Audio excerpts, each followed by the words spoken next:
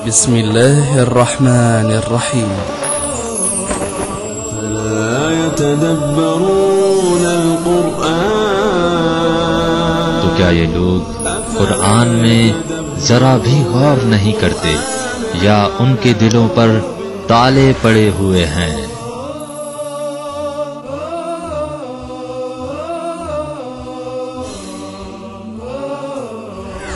اعوذ باللہ من الشیطان اللعین الرجیم. بسم اللہ الرحمن الرحیم.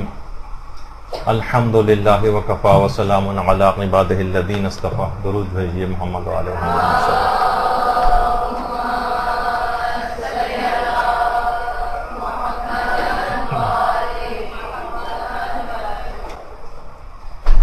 تربیت اولاد کے عملی اصول کے عنوان سے جو ہماری گفتگو چل رہی ہے، اس میں درس نمبر 12 جو کہ اس موضوع پر آج آخری درس ہوگا. اچھا دیکھیے، پچھلی مرتبہ بھی یہ بات آئی تھی اور جو آج کا عنوان بن رہا ہے وہ یہ ہے کہ سرکش، باغی، نافرمان اور بگڑی ہوئی اولاد کی تربیت کیسے کریں.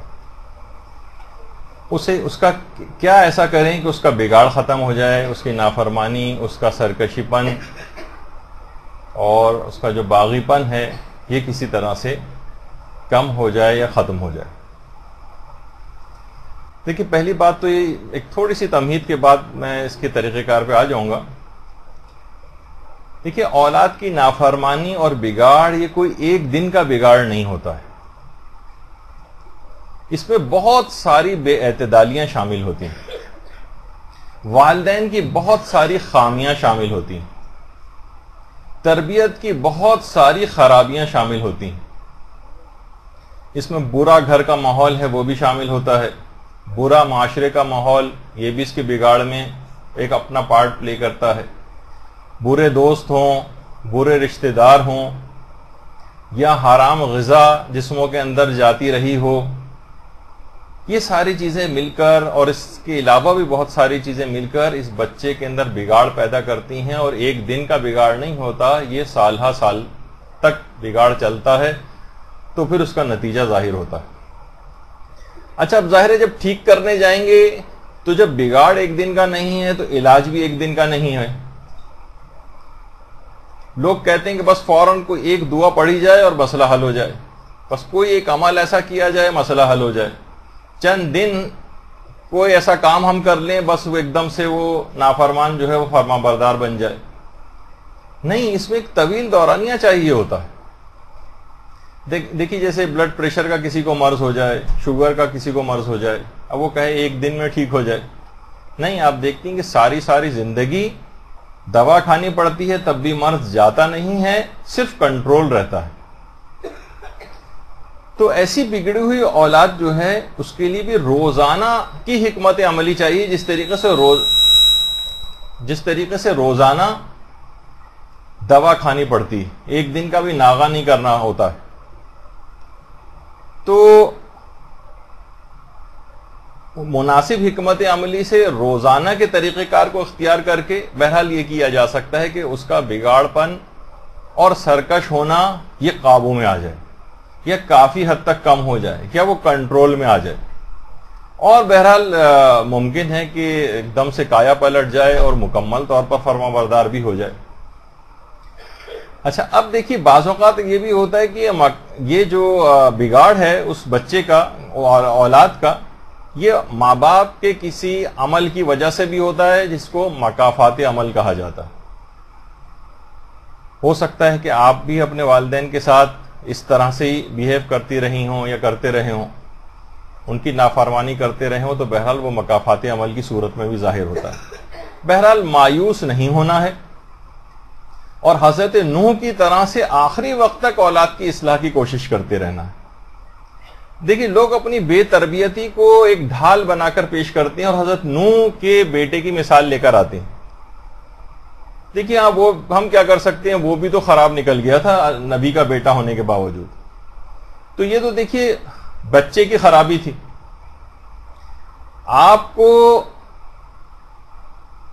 ایک طویل عرصے تک حضرت نوح کی طرح سے ایک تربیت بھی تو کرنا پڑے گی اور اس کی اصلاح کی ممکنہ کوششیں. اس کے بعد آپ کہہ سکتے ہیں کہ بھائی نوح کا بیٹا بھی خراب نکل گیا تو ہمارا بھی خراب نکل گیا. کچھ تربیت نہ کر کے، کوئی عملی قدم نہ اٹھا کر خود کو حضرت نوح سے تشبیہ دینا، یہ بالکل ایک اہم حقانہ کام ہے.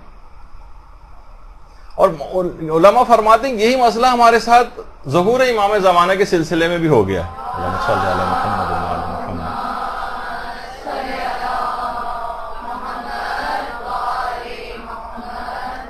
انتظار کے اس پیریڈ میں کچھ کرنا تھا، ہم نے یہ سمجھا کہ شاید اس میں کچھ بھی نہیں کرنا ہوتا. مولانا محمد رضا داؤدانی جو یہاں پہ بھی مدرسے میں پڑھانے آتے رہے، ان کا ایک بہت اچھا ایک لیکچر مجلس میں انہوں نے کہا کہ دیکھیے انتظار جو ہے وہ معطل ہونے کا نام نہیں بلکہ عمل کا نام. انہوں نے بڑی اچھی مثال بھی دی کہ کسی مسجد میں اگر پیش امام کو آنا ہے اگر نماز پڑھانے کے لیے، تو سارے لوگ جو وہاں پر انتظار کر رہے ہیں یہ تو ظاہر ہے نہیں کر سکتے کہ پیش امام نہیں آئے تو ہم ان کی جگہ پر چڑھ کے بیٹھ جائیں.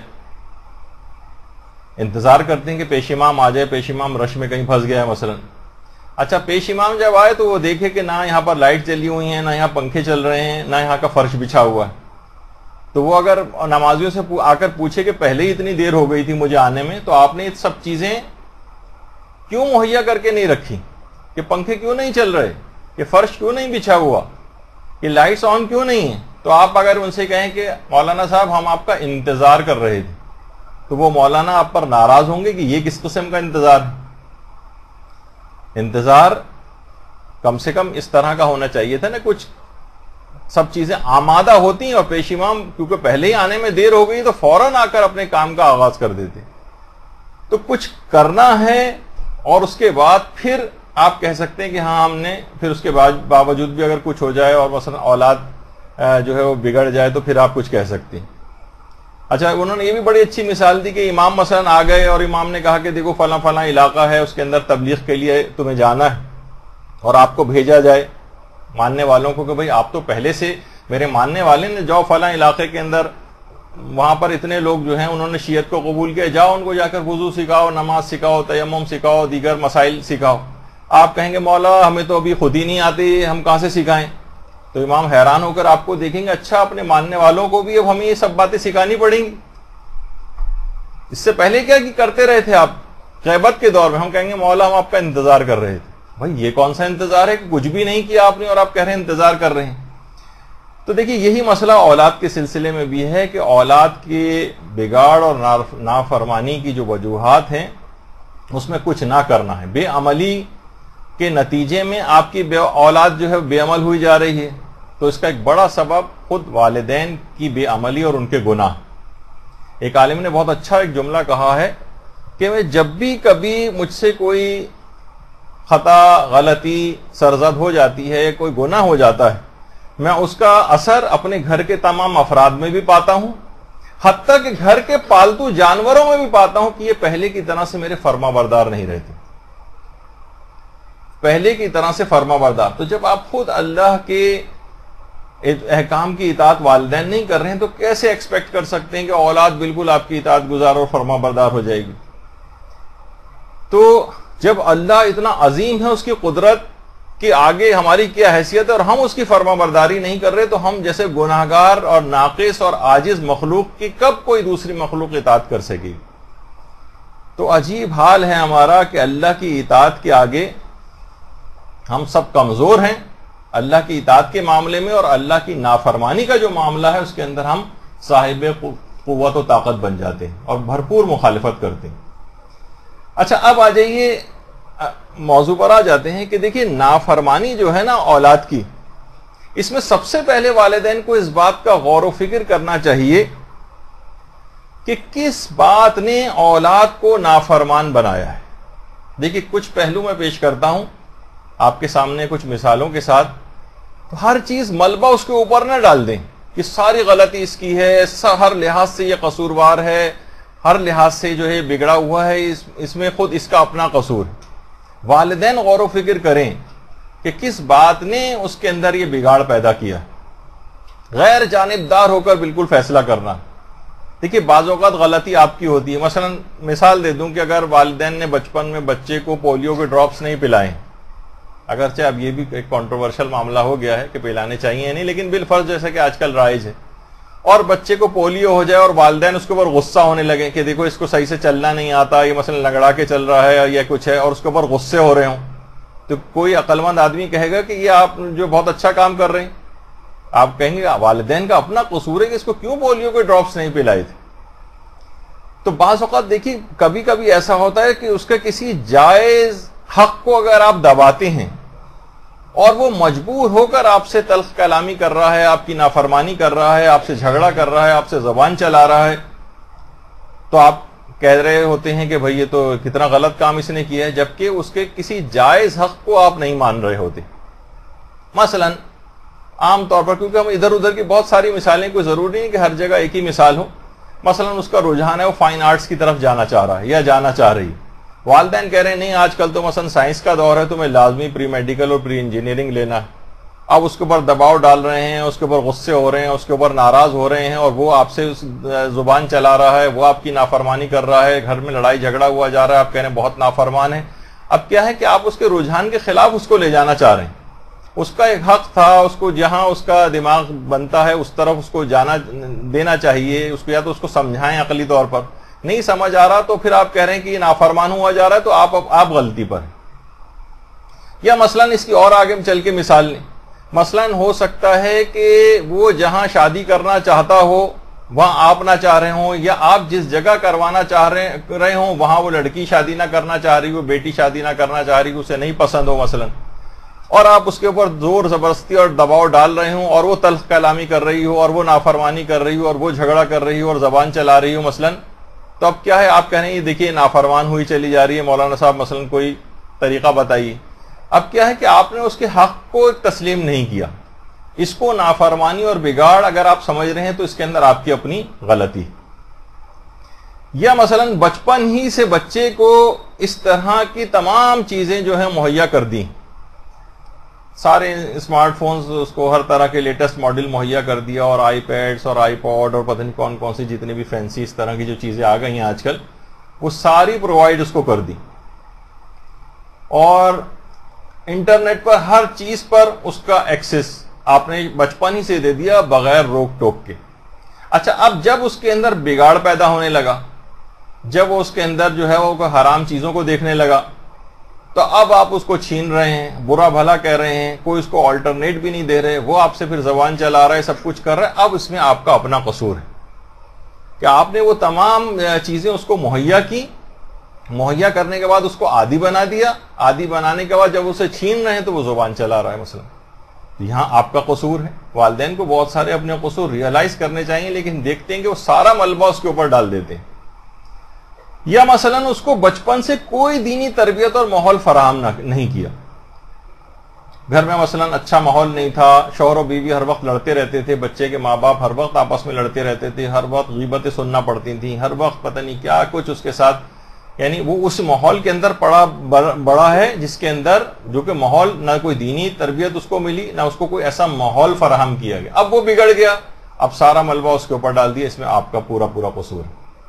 یا مثلا دوران حمل یا دودھ پلائی کے زمانے کی جو خرابیاں، جس میں ہمارا پورا ایک لیکچر ہو چکا ہے، اس میں خوب فلمیں دیکھی جاتی تھیں، والدین بیٹھ کر دیکھتے تھے، ڈرامے اس طرح کے مخرب الاخلاق دیکھے جاتے تھے. باپ ہے مثلا اسی زمانے میں حرام مال لے کر گھر کے اندر آ رہا ہے، اسی سے بچہ جو ہے اس کا گوشت اور خون اسی مال سے، اسی غذا سے بن رہا ہے. یا مثلا باپ خمس نہیں نکالتا ہے اور مال حرام جسم کے اندر جا رہا ہے.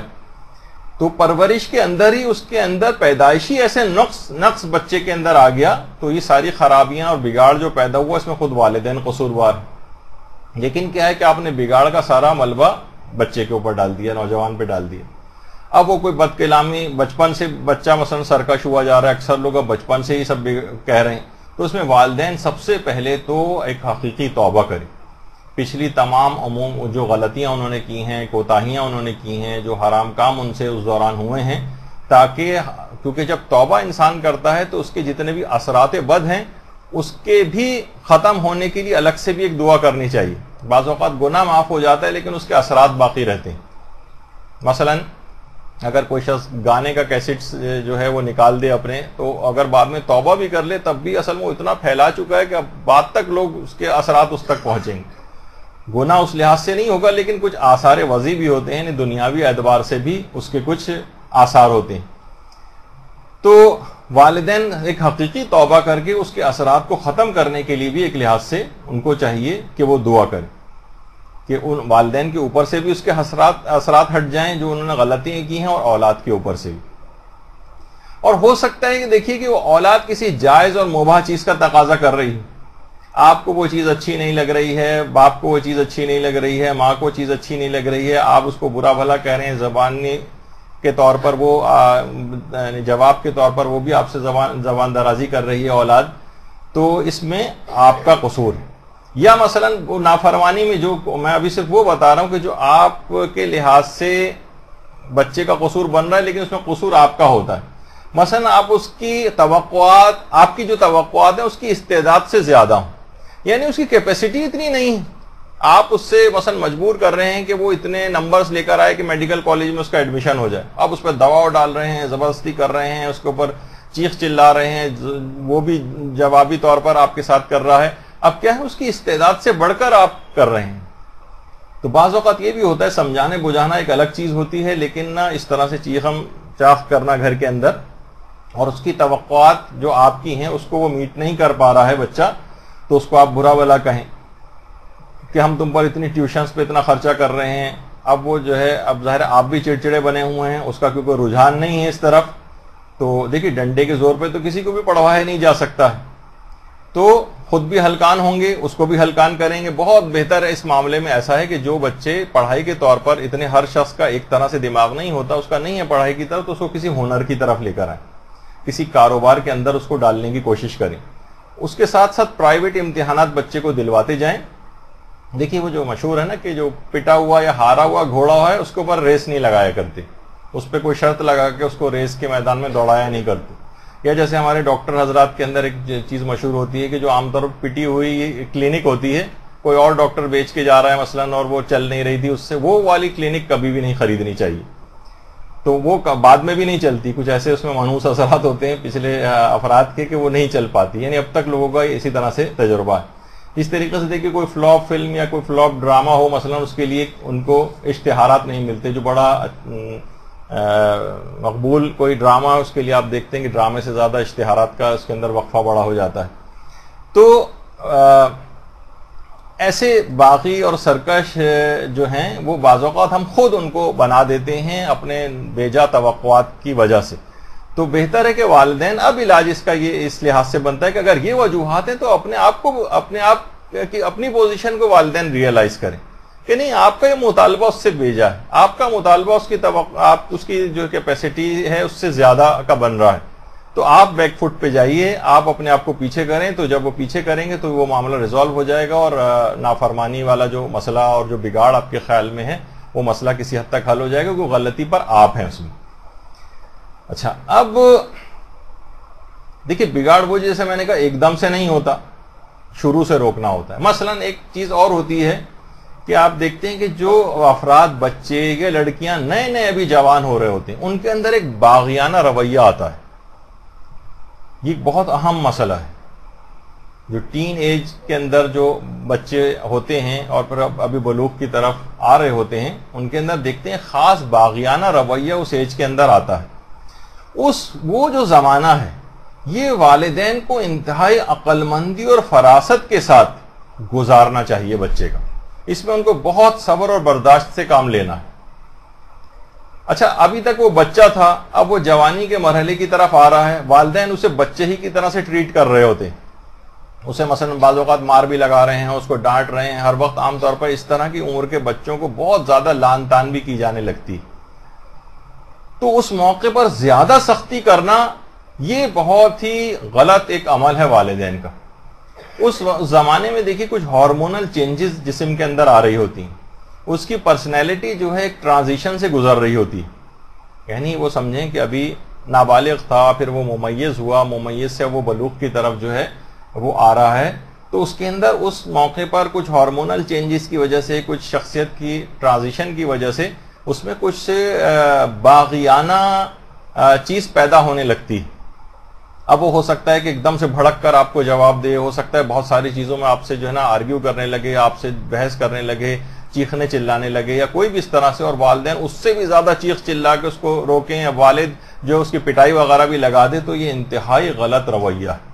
اس موقع پر بہت ہی نرمی کے ساتھ اس زمانے کو 2 سال 3 سال یا جو بھی اس طرح کا جو پیریڈ ہو, زیادہ اتنا بڑا نہیں ہوگا, بالآخر وہ پیریڈ آ کر اس شخصیت کے ٹرانزیشن سے گزر جائے گا, اور اس کے بعد پھر ویسے تو نرمی کی پالیسی زیادہ تر کامیاب رہتی ہے, وہ آگے چل کر بھی ہماری بات آئے گی اس پہ. لیکن بہرحال یہ کہ ایسے افراد کے ساتھ عام طور پر بگاڑ یہاں سے شروع ہو جاتا ہے, اور وہ اتنا ہی زیادہ جتنا ان پر سختی کرتے جاتے ہیں اس پیریڈ میں, جب وہ یہ بلوغ کی طرف آ رہے ہوتے ہیں, اتنا ہی اپنے والدین سے بچہ دور ہوتا چلا جاتا ہے. یہ باہر کی سرگرمیاں تلاش کرتا ہے, ادھر ادھر اپنے دوستوں, آوارہ دوستوں کی طرف چلا جاتا ہے. جہاں کہیں بھی اس کو ذرا بھی نرم الفاظ بولنے والے یا محبت کا اظہار کرنے والے ملیں, اس طرف جانے لگتا ہے. گھر میں اس کو سختی مل رہی ہوتی ہے تو والدین سے دور ہوتا چلا جاتا ہے. بہت بڑی غلطی. اچھا, اسی عرصے میں جب وہ بلوغ کی طرف آ رہا, صنف مخالف میں اس کی دلچسپی بڑھنے لگتی. اچھا, یہ زمانہ بھی والدین کو ہوشیاری کے ساتھ گزارنا ہے. دیکھیے, اس کا حل ایک تو یہی ہے کہ آزادانہ نامحرموں کے ساتھ میل جول نہیں ہونا چاہیے. یہ والدین کی ذمہ داری. اچھا, ابھی تک یہ نابالغ تھا, فریلی آتے جاتے تھے اپنے کزنس میں, فیملی میں, ادھر ادھر. اب یہ ہونے لگے ہیں, اب یہ بلوغ کی طرف آ گئے ہیں, یا بالغ ہو گیا ہے, یا یہ ممیز ہو گیا ہے.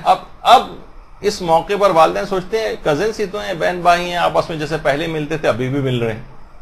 اب کیا ہوتا ہے کہ دیکھیے, اب ان میں آپس میں دلچسپیاں شروع ہو جاتی ہیں. اب پھر اس کے بعد آپ ان پر سختیاں کرتے ہیں. سختی کرنے کے نتیجے میں پھر وہ نافرمانیاں کرتا ہے, اور آپ کہتے ہیں دیکھیے تو نافرمان ہو گیا, بگڑ رہا ہے, سب کچھ.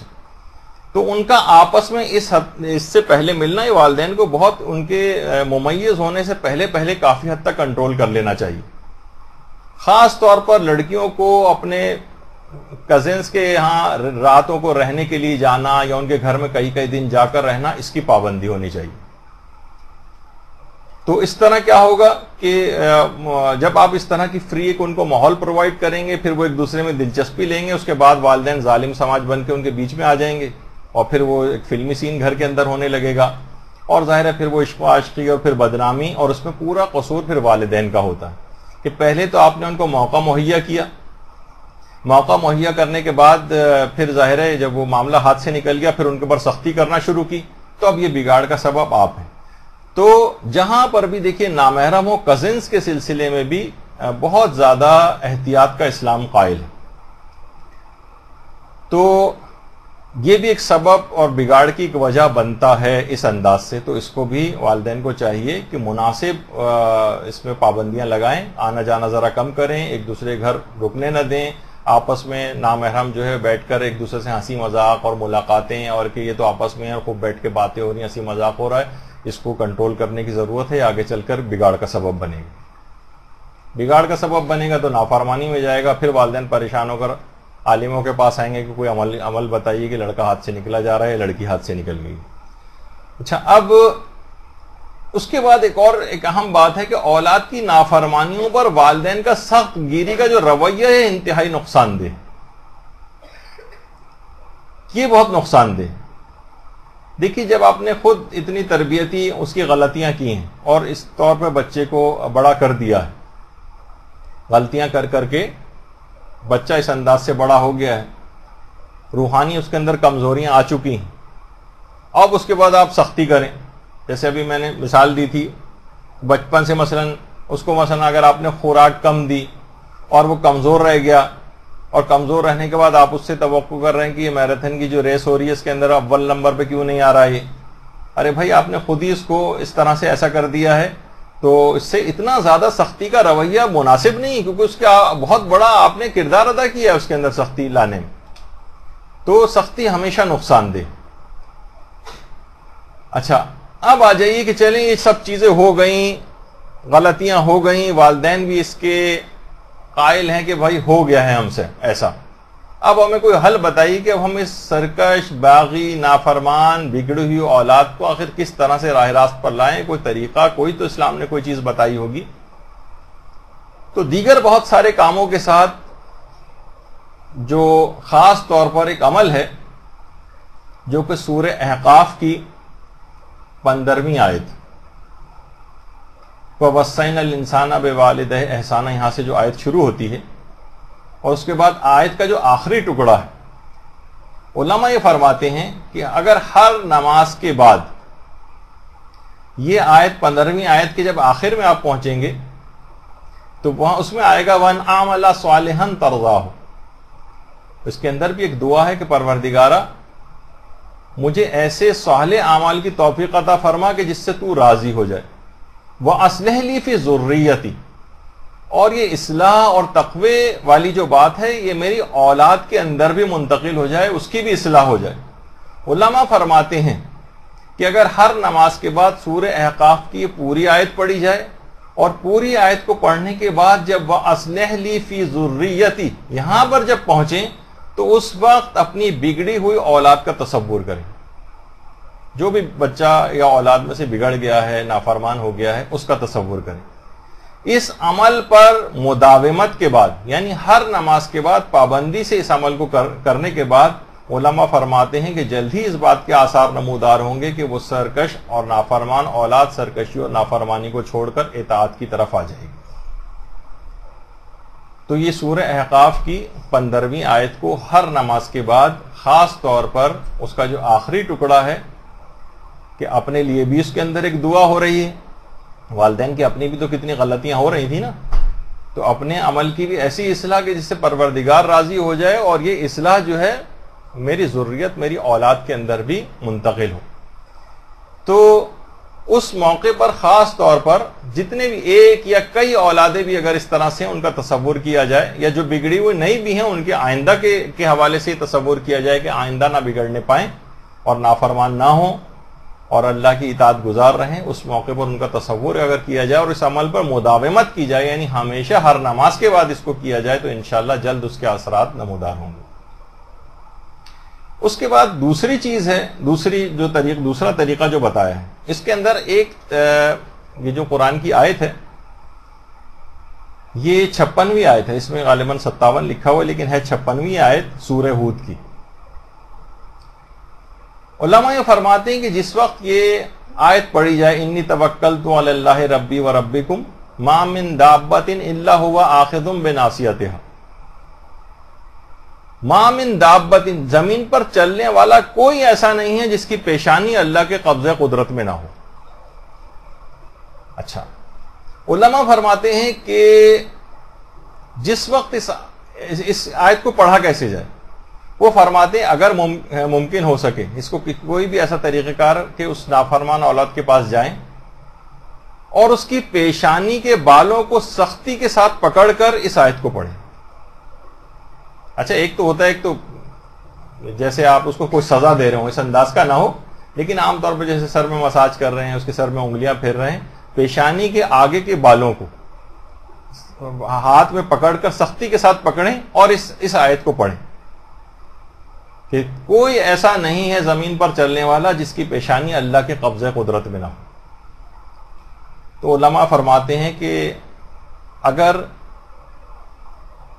ایسا کیا جائے، اور خالی ایک دفعہ نہیں، جب بھی آپ کو موقع ملے، جتنی دفعہ بھی ایسا کرنے کا موقع ملے، سوتے وقت، یا بچہ بھی اگر کوئی ہے اس میں تو پھر بھی آسان ہے، بڑے کے لیے ہو سکتا ہے کہ ذرا آپ کو کچھ مزاحمت کا سامنا کرنا پڑے، لیکن بہرحال کسی بھی طریقے سے اس کو اس کے یا سختی سے نہ بھی پکڑیں تو ہلکے سے اس کے بالوں کو پکڑ لیں، لیکن بہرحال وہ کہتے ہیں اگر سختی کے ساتھ پکڑ کر پھر یہ کہا جائے تو اس کی اثر پذیری زیادہ ہے۔ یہ دوسرا طریقہ ہے دعاؤں کے اعتبار سے، قرآنی آیات کے اعتبار سے نافرمان اولاد کے لیے۔ تیسری جو آیت ہے وہ سورہ آل عمران کی آیت نمبر 200 یا ایھا الذین آمنوا اصبروا وصابروا ورابطوا واتقوا اللہ لعلکم تفلحون۔ اچھا، اب یہ جو آیت ہے علماء فرماتے ہیں کہ جو بھی روٹی آپ اس کو کھانے کے لیے دیں، عام طور پر مائیں یہ والا کام کرتی ہیں، انگلی سے اس آیت کو روٹی پہ لکھیں اور یہ اس کو کھانے کو دیں. یہ بھی بہت مجرب ہے. اس روٹی پر انگلی سے اس آیت کو لکھ دیں, اور اس طرح سے لکھنے میں کوئی وہ بھی وضو وغیرہ کرنا بھی آپ کے لیے ضروری نہیں. تو بہرحال یہ چیزیں ایسی ہیں کہ یہ بہت ہی علماء نے بتایا کہ واقعی جس کی اولاد ہاتھ سے بالکل نکل گئی ہے, بہت پریشان ہے کہ کیا کریں, وہ اس چیز کے اوپر عمل کرنا شروع کریں, انشاءاللہ جلد اس کے اثرات ظاہر ہونے لگیں. اور اس کے بعد علماء فرماتے ہیں کہ صحیفہ کاملہ میں کی جو 25ویں دعا ہے جو ہمارے امام زین العابدین علیہ الصلوۃ والسلام نے تعلیم کی ہے,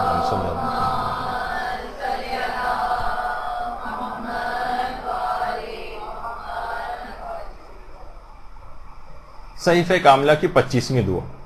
اچھا, آج میرا ارادہ تھا کہ میں اس کی تیاری بھی کر کے آیا تھا کہ باقاعدہ آپ کو اس دعا کے الفاظ بھی سناؤں گا باقاعدہ, اور کہ کتنی زبردست یہ دعا ہے, اور 3 صفحات کے اوپر بس مشتمل ہے, اور اس کے بعد وہ بھی مختصراً.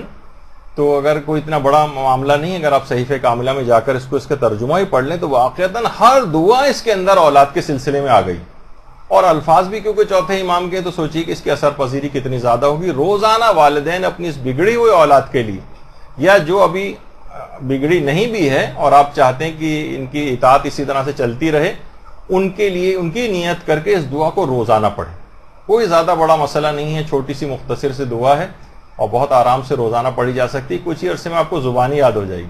ہمارے برادر وسیع امام آپ کو 2 منٹ کے اندر پوری زبانی ترجمہ جو ہے سنا سکتے ہیں آپ کو اس کا. تو بہرحال تو ایک تو صحیفہ کاملہ کی اولاد کے حق میں والدین کی جو دعا ہے چوتھے امام کی, یہ ضرور روزانہ کی اس میں شامل ہونا چاہیے. پھر علماء فرماتے ہیں اگر سورہ انبیاء کو روزانہ اولاد کے صالح ہونے کی نیت سے پڑھا جائے, سورہ انبیاء, یہ بھی بہت مجرب ہے, اور الہی مدد اس میں آتی ہے, اور الگ سے ایک توفیقات اولاد کو اطاعت کے سلسلے میں پروردگار کی طرف سے نصیب ہوتی ہیں, اور وہ صالح ہو جاتی. بس ہمارے ساتھ مسئلہ یہ ہے کہ ہم ان اعمال کو کرتے نہیں. ہمیں تو یہ ہے کہ کوئی ریموٹ کنٹرول کی طرح سے کوئی چیز ہو, بٹن دبائیں اور ایک دم سے وہ صالح ہو جائے, اس طرح کوئی آسان سا کام بتانا یعنی ان کو چاہیے. حالانکہ یہ بھی سارے آسان ترین کام ہیں. اس کے بعد ہاں جو مشکل کام ہے اس میں ایک عمل ام داؤد ہے, لیکن وہ یہ بھی ہر مہینے کی ان 3 تاریخوں کے اندر ہو سکتا ہے. ضروری نہیں یہ پورے سال اس کا انتظار کیا جائے. تو 3 دن ظاہر روزہ رکھا جاتا ہے, اور باقاعدہ بہت سی جگہ تو ایسی ہیں جہاں اجتماعی طور پر خواتین, کیونکہ اکیلے میں ذرا کرنا نسبتاً مشکل ہوتا ہے, تو کوئی کسی ایسی جگہ کا انتخاب کر کے کسی امام بارگاہ یا کسی بھی گھر میں بھی ان تمام طویل اعمال کو انجام دیتی ہیں, تو آرام سے ہو جاتا ہے سب کے ساتھ مل کر. یہ ایک طریقہ ہوا. یہ بھی سارے انتہائی اہم اور مجرب طریقے ہیں.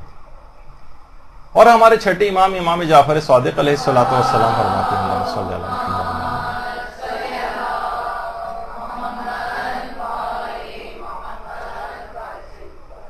امام فرماتے ہیں کہ جو بھی اپنی اولاد کے اطاعت گزار ہونے کی نیت سے 107 مرتبہ سورہ الحمد کی تلاوت کرے گا, اس کی اولاد اطاعت گزار ہو جائے گی. 107 بار سورہ الحمد اولاد کی اطاعت گزار ہونے کی نیت سے.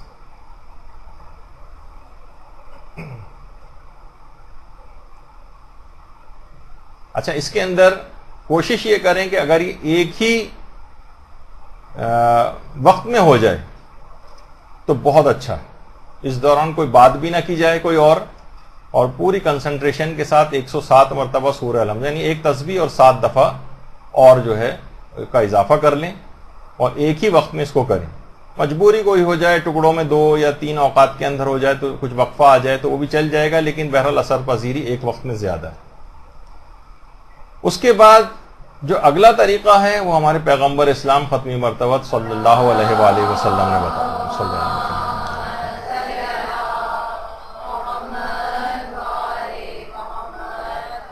کہ اگر کوئی شخص سورہ یونس کو لکھ کر گھر میں رکھے. دیکھیے لکھنا ضروری ہے. یہاں ہر دفعہ یہ سوال آتے ہیں اور ان کا جواب دے دے کہ بھی ہم لوگ عاجز آ چکے ہیں کہ کیا فوٹو کاپی چل جائے گی. تو ہم یہی کہتے ہیں کہ اس کا مطلب آپ سیریس نہیں ہیں اس عمل میں. یعنی مختصر سا ایک سورہ، آپ خود قرآن کو لکھنا کتنا ثواب کا کام ہے، اور ہم کبھی اس بات کو بھی کہتے ہیں کہ نہیں ہمیں قرآن کی کوئی آیت لکھنی بھی نہ پڑے، کوئی سورہ لکھنا کبھی نہ پڑے اور فوٹو کاپی سے کام چل جائے، تو پھر اس کی اثر پذیری بھی نہیں. ہاتھ سے آپ خود لکھیں، اس کے اپنے ایک اثرات ہیں قرآن کی کتابت کرنا یا اس کو لکھنا. تو سورہ یونس کو لکھ کر اگر کوئی گھر میں رکھے اور گھر میں موجود تمام افراد کا نام لے، تو پیغمبر فرماتے ہیں اگر ان میں کوئی عیب یا نقص ہوگا تو وہ ظاہر ہو جائے گا. علماء فرماتے ہیں یعنی وہ اپنی اصلاح کے قابل ہو جائیں گے. سورہ یونس کو لکھ کر گھر میں رکھنا، اور جس وقت سورہ یونس لکھی جا رہی ہو اس وقت، اور لکھنے کے بعد جب آپ رکھنے لگیں اس کو گھر میں، اس وقت گھر میں موجود تمام افراد کا نام لیں. تو اگر ان میں کوئی بھی نقص اور خرابی ہوگی وہ ظاہر ہو جائے گی اور وہ اپنی اصلاح کر سکیں گے. یہ ایک مجرب طریقہ ہے سورہ یونس کا. اسی طرح سے سورہ نور، اس کو بھی ہمارے چھٹے امام جعفر صادق علیہ الصلوۃ والسلام نے بتایا.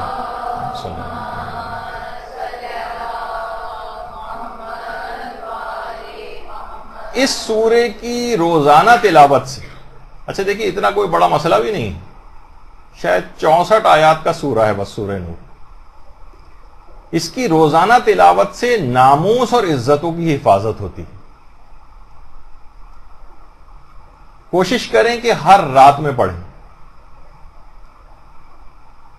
اور امام فرماتے ہیں کہ روزانہ رات میں اس کو پڑھا جائے تو اس گھر میں رہنے والوں میں سے، یعنی اس شخص کے مرتے تک، کوئی اس کے گھر میں رہنے والوں میں سے کوئی بھی اس کے رشتہ داروں میں سے کبھی بھی زنا کے فعل سے آلودہ نہیں ہوگا. اور اس طرح کے تمام جتنے بھی غیر اخلاقی کام ہیں ان تمام امور سے اولاد کی اور اس گھر میں رہنے والے تمام افراد کی حفاظت ہو جائے گی. سورہ نور کو روزانہ رات کے وقت پڑھنا یہ بھی بہت مجرب ہے، اور آج کل والدین انہی غیر اخلاقی باتوں کی وجہ سے بہت پریشان ہیں، اولاد کی وجہ سے بھی. تو والدین کو چاہیے کہ اس بات کو روزانہ اپنے لیے قرار دے دیں کہ اپنی اولاد کو اتنے بڑے بڑے گناہوں کی طرف وہ نہ جا سکیں، اور ان کو اس انداز سے روحانی طور پر قابو کیا جا سکے. اچھا، اس کے بعد شیخ کلینی نے ایک اور جو طریقہ بتایا وہ بھی ہمارے چھٹے امام جعفر صادق علیہ الصلوۃ والسلام سے بتایا.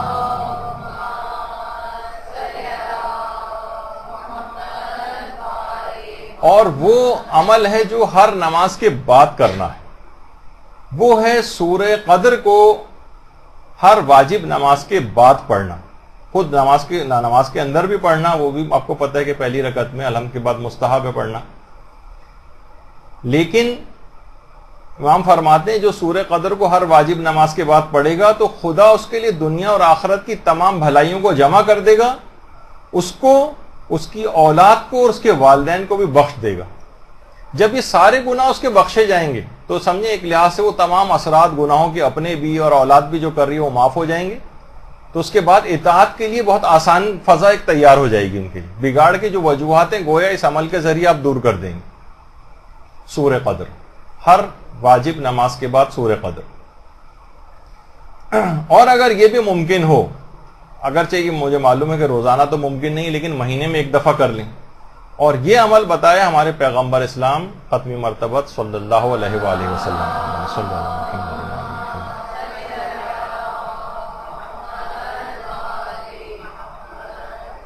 وہ ہے سورہ بقرہ. سورہ بقرہ کم سے کم ظاہر ہے کہ طویل سورہ ہے، پڑھنے میں مشکل ہوگی. ہفتے میں ایک دفعہ پڑھ لیں، روزانہ پڑھ لیں تو کیا ہی کہنا، لیکن مہینے میں ایک دفعہ پڑھ لیں. کم سے کم مہینے میں تو ایک دفعہ ہونا چاہیے. پیغمبر فرماتے ہیں جس گھر میں بھی سورہ بقرہ کی تلاوت ہوتی ہے شیطان وہاں سے فرار اختیار کر جاتا ہے. اب یہ جو گمراہ ہو رہی ہے اولاد، شیطان کے ہاتھوں میں کھلونا بنی ہوئی ہے، اب اس کے لیے کوئی شیطان کے لیے وہاں جائے قرار نہیں ہوگی. وہ فرار اختیار کرے گا، وہ تمام شیطانی وسوسوں سے وہ اولاد جو کہ بگڑ رہی ہے اس کی وجہ سے، وہ تمام چیزوں سے اس سے آزاد ہو جائے گی اور اطاعت کی طرف آئے گی. تو ایک تو یہ طریقہ ہے. اور پھر علماء ایک چیز اور فرماتے ہیں جو ہم اس سے پہلے تذکرہ کر چکے ہیں کئی مرتبہ، گھر میں بآواز بلند اذان دینا. اور یہی وجہ ہے کہ ہمارے چھٹے امام نے بات بیان فرمائی ہے کہ جس کے اخلاق برے ہوں اس کے کان میں اذان دیا کرو، اذان دینی چاہیے اس کے کان میں. تو اولاد مثلا سو رہی ہے یا مثلا جاگ بھی رہی ہے اور آپ نمازوں کے اوقات میں بلند آواز سے اذان اس طرح سے دیں گے اس کان میں آواز چلی جائے تو یہ کافی ہے. جس کے بھی اخلاق برے اور خراب ہوں، یعنی اولاد بگڑ رہی ہو، تو اس کے کان میں اذان کی آواز جانی چاہیے. اچھا، کچھ باتیں ایسی ہیں جو ہمارا ایک لیکچر ہوا تھا کہ غذاؤں کے روحانی اثرات کے اوپر، اس کے اندر کچھ غذاؤں سے بھی مدد لینی چاہیے اس بگڑی ہوئی اولاد کے لیے، جس کے اندر پہلے بھی بات بیان ہوئی تھی، وہ تھی کہ اس کو زمزم پلائیں. اچھا، اب زمزم کے اندر ایک مسئلہ یہ آ گیا کہ آج کل وہاں سے ہی جو آب زمزم مل رہا ہے اس کے اندر بہت زیادہ عام پانی ملایا جانے لگا ہے. ایک ہوتا تھا پہلے خالص زمزم، اب وہ جو ہے جو بھی ان کی وجوہات ہیں وہ کہتے ہیں کہ اس میں ہمیں کم پڑ رہا ہے اب یہ، حالانکہ وہ اتنا فراواں پانی ہے کہ صدیوں سے آج تک کم نہیں ہوا تھا، لیکن بہرحال شاید وہاں پر کچھ ایسے افراد موجود ہیں کہ جن کی وجہ سے بے برکتی آ رہی ہے اس پانی کے اندر. تو اگر خالص کہیں سے اویلیبل ہو جائے تو وہ، لیکن چلے جو بھی اویلیبل ہو رہا ہے پانی ملا ہوا، عام پانی ملا ہوا، تو وہ بھی اس کو استعمال کیا جائے تو یہ روحانیت کو بہت، اور خاص طور پر وہ جو دعا ہے اس کی، اللہم اجعلہ رزقا علما واسعا و رزقا واسعا و شفاء من کل داء و سقم، کہ پروردگار مجھے وسیع علم عطا فرما، رزق کے اندر بھی وسعت عطا فرما، اور ہر قسم کی خرابی اور ہر قسم کی برائی سے مجھے نجات دے. تو اگر اس کو اس دعا جو خاص طور پہ جو دعا ہے یہ اگر اس موقع پر پڑھ کے اس کو پلایا جائے، یا پہلے سے ہی فریج کے اندر مثلا آپ نے بوتل رکھی ہوئی اس کے اوپر اس دعا کو پڑھ کے پھونک دیا ہے، تو اس کے اندر بھی وہ اثرات الگ سے دعا کے بھی آ جائیں گے. تو یہ بہت اہم چیز ہے کہ جسم کے اندر بھی اس کے زمزم جائے. اسی طرح سے کشمش کے متعلق بھی وہ بات آئی تھی کہ امیر المومنین نے فرمایا تھا کشمش انسان کے باطن کو پاک و پاکیزہ کر دیتی ہے. اللہم صلی علی محمد و علی محمد. تو کشمش جب روحانی طور پر وہ باطن پاک ہو جائے گا اس کا، تو خود بخود اطاعت کی طرف آئے گا. تو اس کو غذا کے اندر یا کوئی ایسا میٹھا کہ جس کے اندر اس کو کشمش جو ہے وہ دی جا سکے. اسی طریقے سے خربوزہ، اس وقت بھی تذکرہ اس کا آیا تھا کہ ایک تو اس کے اندر خوش اخلاقی کی صفت پیدا ہوتی ہے جو بھی اس کو کھاتا ہے، اور یہاں تک کہ ایک روایت یہ بھی بیان ہوئی تھی پیغمبر کی کہ خربوزے کا کھانا بھی ایک قسم کی عبادت ہے. یعنی اس سے پھر عبادات کی توفیقات جو ہے وہ ملتی ہیں، نیکیوں کی طرف رغبت ہوتی ہے خود، یعنی بہت سے ان کے اندر کچھ روحانی اثرات بھی ہیں. تو اس کے اندر ایک خربوزہ ہے مثلا، یہ اگر اس انداز سے اور اس نیت کے ساتھ کھلایا جائے. اسی طرح کچھ اور چیزوں کو بھی تذکرہ ہوا تھا، جیسے شہد کا تذکرہ ہوا تھا کہ شہد میں اللہ نے ایک برکت رکھی ہے، اس کے اندر شفا ہے. شفا صرف جسمانی بیماریوں کی نہیں بلکہ روحانی بیماریوں کی بھی. تو اس کے اندر یہ جو بگاڑ آ رہا ہے روحانی طور پر نافرمانی کا اور جو اور برے باتوں کی طرف وہ جا رہا ہے، تو انشاءاللہ شہد کی برکت سے بھی، اور دماغ میں یہ ہے کہ جو ہے پیغمبر نے ایک بات ارشاد فرمائی ہے تو اس سے اور زیادہ اس کے اندر اثرات آ جائیں گے اس نیت کی وجہ سے، اور انشاءاللہ یہ اس کی روحانی طور پر بھی شفا یابی کا سبب بنے گا. اسی طرح سے جو رزق حلال ہے اس کو علی الخصوص والدین کو ضرور چیک کرنا چاہیے، کیونکہ دیکھیے رزق حرام یہ اولاد کو بد نصیب بنا دیتا ہے.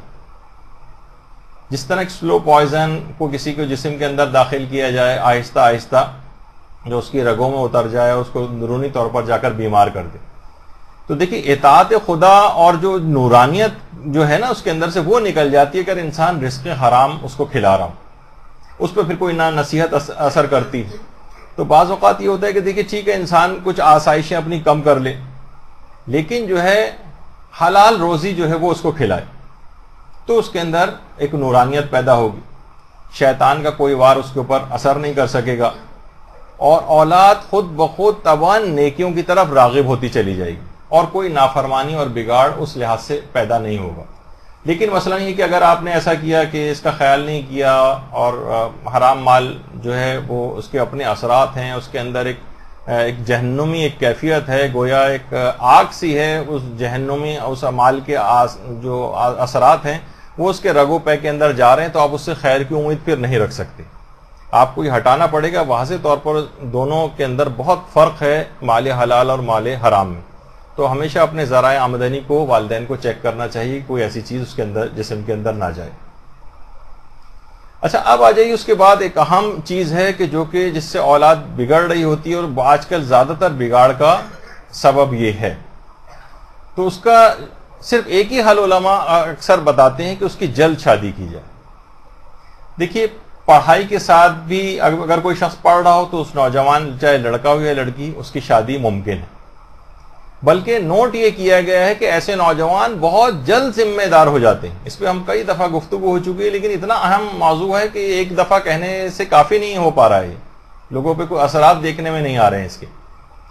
تو ایسے نوجوان زیادہ جلدی ذمہ دار ہو جاتے ہیں، ورنہ وہ ایسے ہی 30 سال 35 سال 40 سال تک ایسی کھلنڈری لڑکوں کی طرح سے فٹ پاتھوں پہ ادھر سے ادھر بیٹھ کے اپنے وقت کو ضائع کرتے نظر آتے ہیں، اور ایک غیر ذمہ دارانہ طریقے سے گھوم رہے ہیں۔ پھر اس کے بعد وہ بگڑنے بھی لگتے ہیں، باہر کی کچھ ایسی تنظیموں کے بھی ہتھے لگ جاتے ہیں، اور ایسے افراد کے ہاتھ لگ جاتے ہیں کہ جو کہ خراب ہوں، اور دوست ان کے اس طرح سے ہو جاتے ہیں، پھر یہ والدین کے کنٹرول میں نہیں رہتے، اور ایک بہت بڑا بگاڑ اور مفسدہ آ جاتا ہے۔ آج کل جب بھی کبھی عام طور پر اس طرح کی کسی لڑکی کا بھی کوئی رشتہ آتا ہے تو والدین کہتے ہیں کہ بھائی ابھی تو اس کی پڑھائی ختم نہیں ہوئی، ابھی مثلا یہ پہلے MBBS کر لے، MBBS اگر کر لے تو پھر کہتے ہیں ابھی تو اس نے ہاؤس جاب بھی نہیں کیا، ہاؤس جاب اگر کر لیتی ہے تو پھر کہتے ہیں ابھی تو جناب اس کو اسپیشلائزیشن ابھی فلاں جو ہے کرنے میں انٹرسٹڈ ہیں، ابھی تھوڑا وقت اور۔ تو کیا ہے کہ اس کا وقت جو ہے اس طرح سے آگے بڑھتا چلا جاتا ہے، اور اسی طرح سے اور جو ہیں وہ کہتے ہیں ابھی تو پروفیشنل اس کے اندر ہے، ابھی گریجویشن کر لے اور ماسٹرز کر لے، پھر MPhil اور فلاں پروگرام کے ابھی اندر آ رہی ہے، ابھی تو لڑکیاں بھی کہتی نہیں بھائی ابھی ہم شادی مثلا نہیں کرنا چاہتے، ابھی فلاں چیز کمپلیٹ ہو جائے۔ تو کیا ہے کہ ان کی عمریں اس طرح سے نکلتی چلی جاتی ہیں، جیسے میں نے پچھلی دفعہ کہا تھا کہ مارکیٹ میں پھر وہ نئی کھیپ آ جاتی ہے لڑکیوں کی جن کی عمریں بھی کم ہوتی ہیں، پھر ظاہر رشتے ان کی طرف منتقل ہونے لگتے ہیں، تو اخلاقی مفاسد اس سے پھیلتے ہیں، پھر اس کے بعد وہ بغاوت پر اترتی ہیں، سرکشی پر آتی ہیں، حرام راہوں کی طرف بھی نکل سکتی ہیں۔ تو یہ ایک بہت بڑا ایک مسئلہ ہے کہ جو کہ والدین کو بہت سنجیدگی کے ساتھ اس کو حل کرنا چاہیے، اور پڑھائی لکھائی پروفیشن فلاں ملازمت ان کے اندر اس کو ضائع نہیں کرنا چاہیے اس وقت کو، ورنہ بہت ہی بڑا بگاڑ، یعنی اس چند 1000 روپے کی یا کتنی بھی آپ کہیں جو ملازمت ہے اس کے لیے آپ پوری بچے کی ساری زندگی کی روحانیت کو داؤ پہ لگا دیں گے۔ شہید مطہری کا جملہ ایک دفعہ میں نے نقل کیا تھا نا آپ کے سامنے، کہ اگر ایک دفعہ بھی کوئی حرام منظر کوئی شخص اپنی آنکھ سے دیکھ لیتا ہے تو ساری زندگی کا بھی ہو سکتا ہے کہ تقوی و پرہیزگاری بھی اس کا مداوع نہیں کر سکے۔ تو بعض اوقات ایسے بھی گناہوں کے اس انداز کے اثرات بھی ہوتے ہیں، لیکن کیا ہے کہ اگر اس سلسلے میں ظاہر ہے کہ جو میں بات کہہ رہا ہوں اس میں مخاطب آپ لوگ نہیں ہیں جو سن رہے ہیں، عام وہ افراد کے جو اس میں ڈیسائسو پوزیشن کے اندر، یعنی جو اقدام کر سکتے ہیں، جو والدین ہیں جن کو اس چیز سوچنا چاہیے، جو مستقبل کے والدین بنیں گے، انہیں ابھی سے دماغ اپنا بنانا چاہیے کہ اتنے چھوٹے چھوٹے مقاصد کے لیے اتنے بڑے مقصد کو اور بچوں کی آخرت کو اپنی تباہ و برباد نہ کریں، چند ہزار کی ملازمتوں کے لیے کہ ہاں آپ یہ اس قابل ہو گئے، اس سے پہلے وہ جتنے بھی اس سے حرام ہو جائیں، کوئی والدین جو ہے نا بالکل صرف نظر کہ نہیں اب یہ یوں کر لے اور یوں بن جائے وغیرہ۔ تو دیکھیے پیغمبر خود یہ بات کہا کرتے تھے کہ اپنے کوانوں کی شادی کرو تاکہ اللہ ان کے اخلاق کو سنوار دے۔ اس کا مطلب ہے کہ اخلاق کا سنوارے رہنا، ان کے اندر بگاڑ کا پیدا نہ ہونا، ان کے اندر اخلاقی مفاسد کی طرف نہ جانا، یہ شادی سے وابستہ ہے۔ بہت زیادہ خرابی اس کے اندر جو ہے وہ آتی چلی جائے گی جتنا اس کے اندر ڈیلے کیا جائے گا۔ اور پیغمبر یہ بھی جملہ ارشاد فرمایا کہ جب کوئی شخص اپنی جوانی کے آغاز میں شادی کرتا ہے، یعنی جلدی عمر میں شادی، تو شیطان کی فریاد بلند ہوتی ہے، ہائے افسوس کہ اس نے اپنے 2/3 دین کو مجھ سے محفوظ کر لیا، میرے شر سے محفوظ کر لیا۔ تو یعنی شیطان اب جو نافرمانی بگاڑ یا جو شیطانی تمام چیزیں پیدا ہو رہی تھیں وہ یعنی شیطان کی وجہ سے تھی۔ شیطان کو بہت زیادہ افسوس ہوتا ہے، 2/3 ایمان آپ سوچئے کہ وہ آپ نے جو ہے وہ محفوظ کر دیا ہے بچے کا۔ اب یہ ظاہر ہے 1/3 ذرا اس کی بہت کم رہ گئی، اب اپنے تقوی سے، کچھ ماحول سے، کچھ اثرات سے، کچھ ادھر ادھر کی باتوں سے اب ذرا کم محنت کرنا پڑے گی اور یہ برائی کی طرف نہیں جا سکے گی۔ تو یہ ایک مسئلہ ہے اس کے اندر. اور پیغمبر نے ایک جملہ اور براہ راست نوجوانوں سے مخاطب کر کے پیغمبر نے فرمایا ہے کہ اے جوانوں، تم میں سے جو بھی استطاعت رکھتا ہو اسے چاہیے کہ وہ شادی کر لے تاکہ تمہاری آنکھیں عورتوں کا تعقب نہ کریں.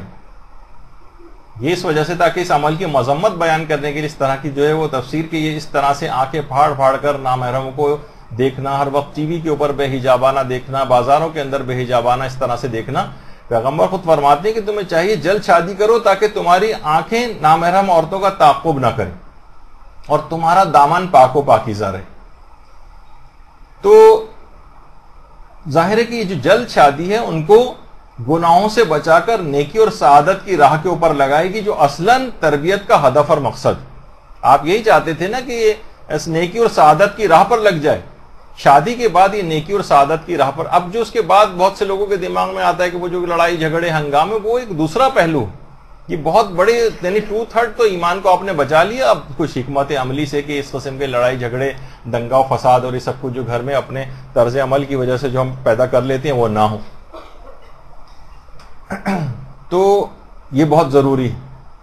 اچھا، یہاں پر اولاد کی جلد شادی کے سلسلے میں ہم دیکھتے ہیں کہ والدین بہت زیادہ سخت ہو جاتے ہیں.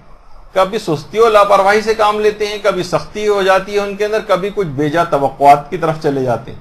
اب یہ اتنا کمانے لگے، اب یہ ذرا سیٹ ہو جائے، اب یہ پیسہ کما کر لا کر دے، یا بیٹے سے کہتے ہیں اپنی شادی کی چیزیں تم خود جمع کرو، تمہیں الگ جگہ جا کر رہنا ہے، اس کے لیے مکان اپنے لیے جو ہے وہ کرو. وہ بیچارہ اس کے اندر جو ہے وہ لگ جاتا ہے اور اس دوران جو بھی اس سے اخلاقی بگاڑ وغیرہ جو اس کی روح کے اوپر جو مفاسد ہوتے ہیں اس کو بھگتنا پڑتے ہیں. اور باپ اس کے اندر اس روحانی قتل عام میں تمام افراد شریک ہیں. وہ یہ کبھی آگے بڑھ کر نہیں کہتا کہ بیٹا تمہارے اخراجات سارے میں اٹھاؤں گا. دونوں طرف کے جو بزرگ ہیں، جو کہ لڑکے اور لڑکی کی شادی ہو رہی ہے، ان کے جو بزرگ ہیں آپس میں بیٹھ کے طے کریں کچھ عرصے تک ہم ان کی کمک کریں گے. اور زیادہ عرصے کمک نہیں کرنی پڑے گی. وہ اس کو پھر اپنی خود ذمہ داری کا احساس ہونے لگتا ہے، وہ جلدی ہاتھ پاؤں مارے گا، غیر ذمہ دارانہ اور رویہ چھوڑ کے ذمہ داری کی طرف آئے گا. اچھا، اس کے اندر کیا ہوتا ہے کہ جو غیر ضروری معیارات بنا لی ہیں شادی کے سلسلے میں، یہ جب تک کم نہیں ہوں گے، یہ بات یاد رکھ لیجئے کہ آئیڈیل رشتے کی تلاش کو نکال دینا چاہیے. زمینی حقائق کی طرف آنا چاہیے، جسے گراؤنڈ ریالٹیز کہتے ہیں نا، آج کل ٹی وی پہ بہت آتا ہے. اپنی خود بھی کمزوریوں اور خامیوں کے اوپر آپ نگاہ رکھیں تو یہ شادیوں میں آسانیاں پیدا ہوتی چلی جائیں گی.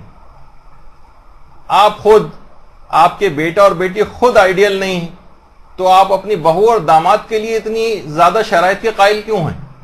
ہر شخص اپنی کمزوریوں وغیرہ کو دیکھے. تو باقاعدہ ہمارے پانچویں امام محمد باقر علیہ الصلوۃ والسلام کی روایت بھی ہے. صلی اللہ علیہ وسلم.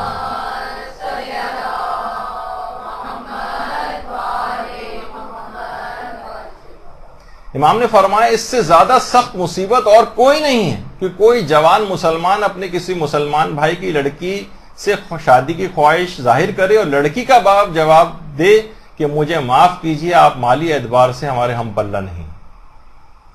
امام فرماتے اس سے زیادہ سخت مصیبت کی کوئی بات نہیں. یعنی آپ نے دیگر سب چیزیں دیکھ لی، اخلاق کا اچھا ہے لڑکا، کردار کا اچھا ہے، ٹھیک ہے، فی الحال اس کی اتنی اچھی جاب نہیں ہے، انشاءاللہ خدا سے امید رکھیں کہ یہ سارے مالی امور تو پروردگار کے ہاتھ میں ہوتے ہیں، کچھ اس پر بھی توکل کرنا چاہیے، سارے اپنے پاس ہی نہ اختیارات لے کے رکھ لیں.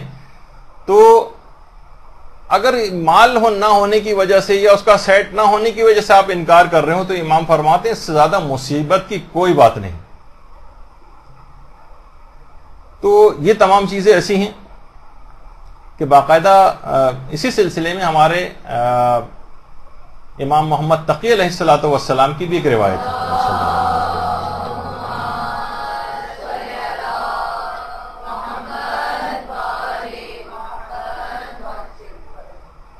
اچھا نہیں، اس سے پہلے ایک بات اور کہ شادیوں کے سلسلے میں جو معیارات دیکھیں، امام نے جو روایات کے اندر بھی بات آئی ہے کہ امام نے فرمایا اپنی بیٹی کی شادی کسی متقی پرہیزگار شخص سے کرو کہ اگر وہ اس سے محبت کرے گا تو اس کی عزت و احترام کرے گا اور دشمنی کرے گا تو اس پر ظلم نہیں کرے گا. یعنی یہاں تقوی کو جو ہے معیار بنایا، جو کہ یہاں سب سے زیادہ شاید بلکہ نیگیٹو پوائنٹ ہو. اگر کوئی دیندار وغیرہ ہوتا ہے تو لوگ کہتے ہیں مولوی ٹائپ کا ہے، اس کو اس سے نہیں کرنی چاہیے شادی. اچھا، اسی طریقے سے لڑکی کے سلسلے میں بھی یہ ہے کہ اور اس کی خوبصورتی اور دولت کو معیار نہ بنایا جائے، بلکہ اس کے با ایمان یا با کردار ہونے کو یا تقوی و پرہیزگاری کو معیار بنایا جائے، جو کہ اب دیکھنے میں نہیں آ رہا۔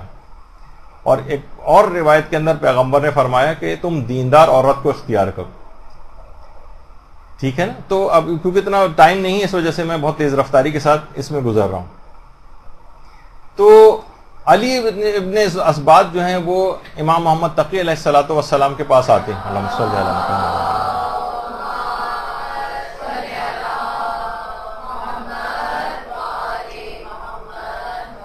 اور آ کر کہتے ہیں کہ مولا، ظاہر امام کے صحابی تھے، تقوی پرہیزگاری اور ہر چیز میں اتنا اعلیٰ عرفہ تھے کہ مولا کوئی ایسا شخص نظر نہیں آتا جو اخلاق اور ایمان میں ہمارا ہم پلہ ہو کہ میں اپنی لڑکیوں کا عقد اس سے کروں۔ امام نے جواب دیا بڑا عجیب، بلکہ خط لکھا، انہوں نے امام کے پاس نہیں آئے تھے، خط لکھا تھا۔ امام نے خط کا جواب دیا کہ تم نے جو کچھ اپنی لڑکیوں کے بارے میں لکھا ہے مجھے اس سے آگاہی ہوئی، یعنی اپنی لڑکیوں کی تعریف لکھی کہ وہ اتنے دینی لحاظ سے اتنے مقام پر ہیں اور سب کچھ ہے، کوئی نظر نہیں آ رہا ہے کہ جو ہم پلہ جس سے شادی کروں۔ امام نے ایک جملہ دیکھیے کیا کہا، لڑکیوں کی شادی کے معاملے میں اس قدر احتیاط کی ضرورت نہیں۔ دیکھیے یعنی اب آپ ہر وقت صرف نکتہ چینیاں صرف نکالتے ہیں رشتوں میں، اس کی وجہ سے لڑکیاں گھر بیٹھ رہی ہیں، اخلاق بگڑ رہے ہیں، وقت کے ساتھ ساتھ ان کے رنگ و روپ زائل ہو رہے ہیں، ازدواجی زندگی کا لحاظ سے جو موسم بہار ہے وہ رخصت ہو رہا ہے، پڑھائیوں میں اور ماسٹرز میں اور بیجا معیارات کی نظر جو ہے ان کو کیا جا رہا ہے۔ ظاہر ہے جن لوگوں کے ہاتھ میں شادی کی بیاہ کے سارے معاملات ہوتے ہیں، میرا خطاب ان سے ہے۔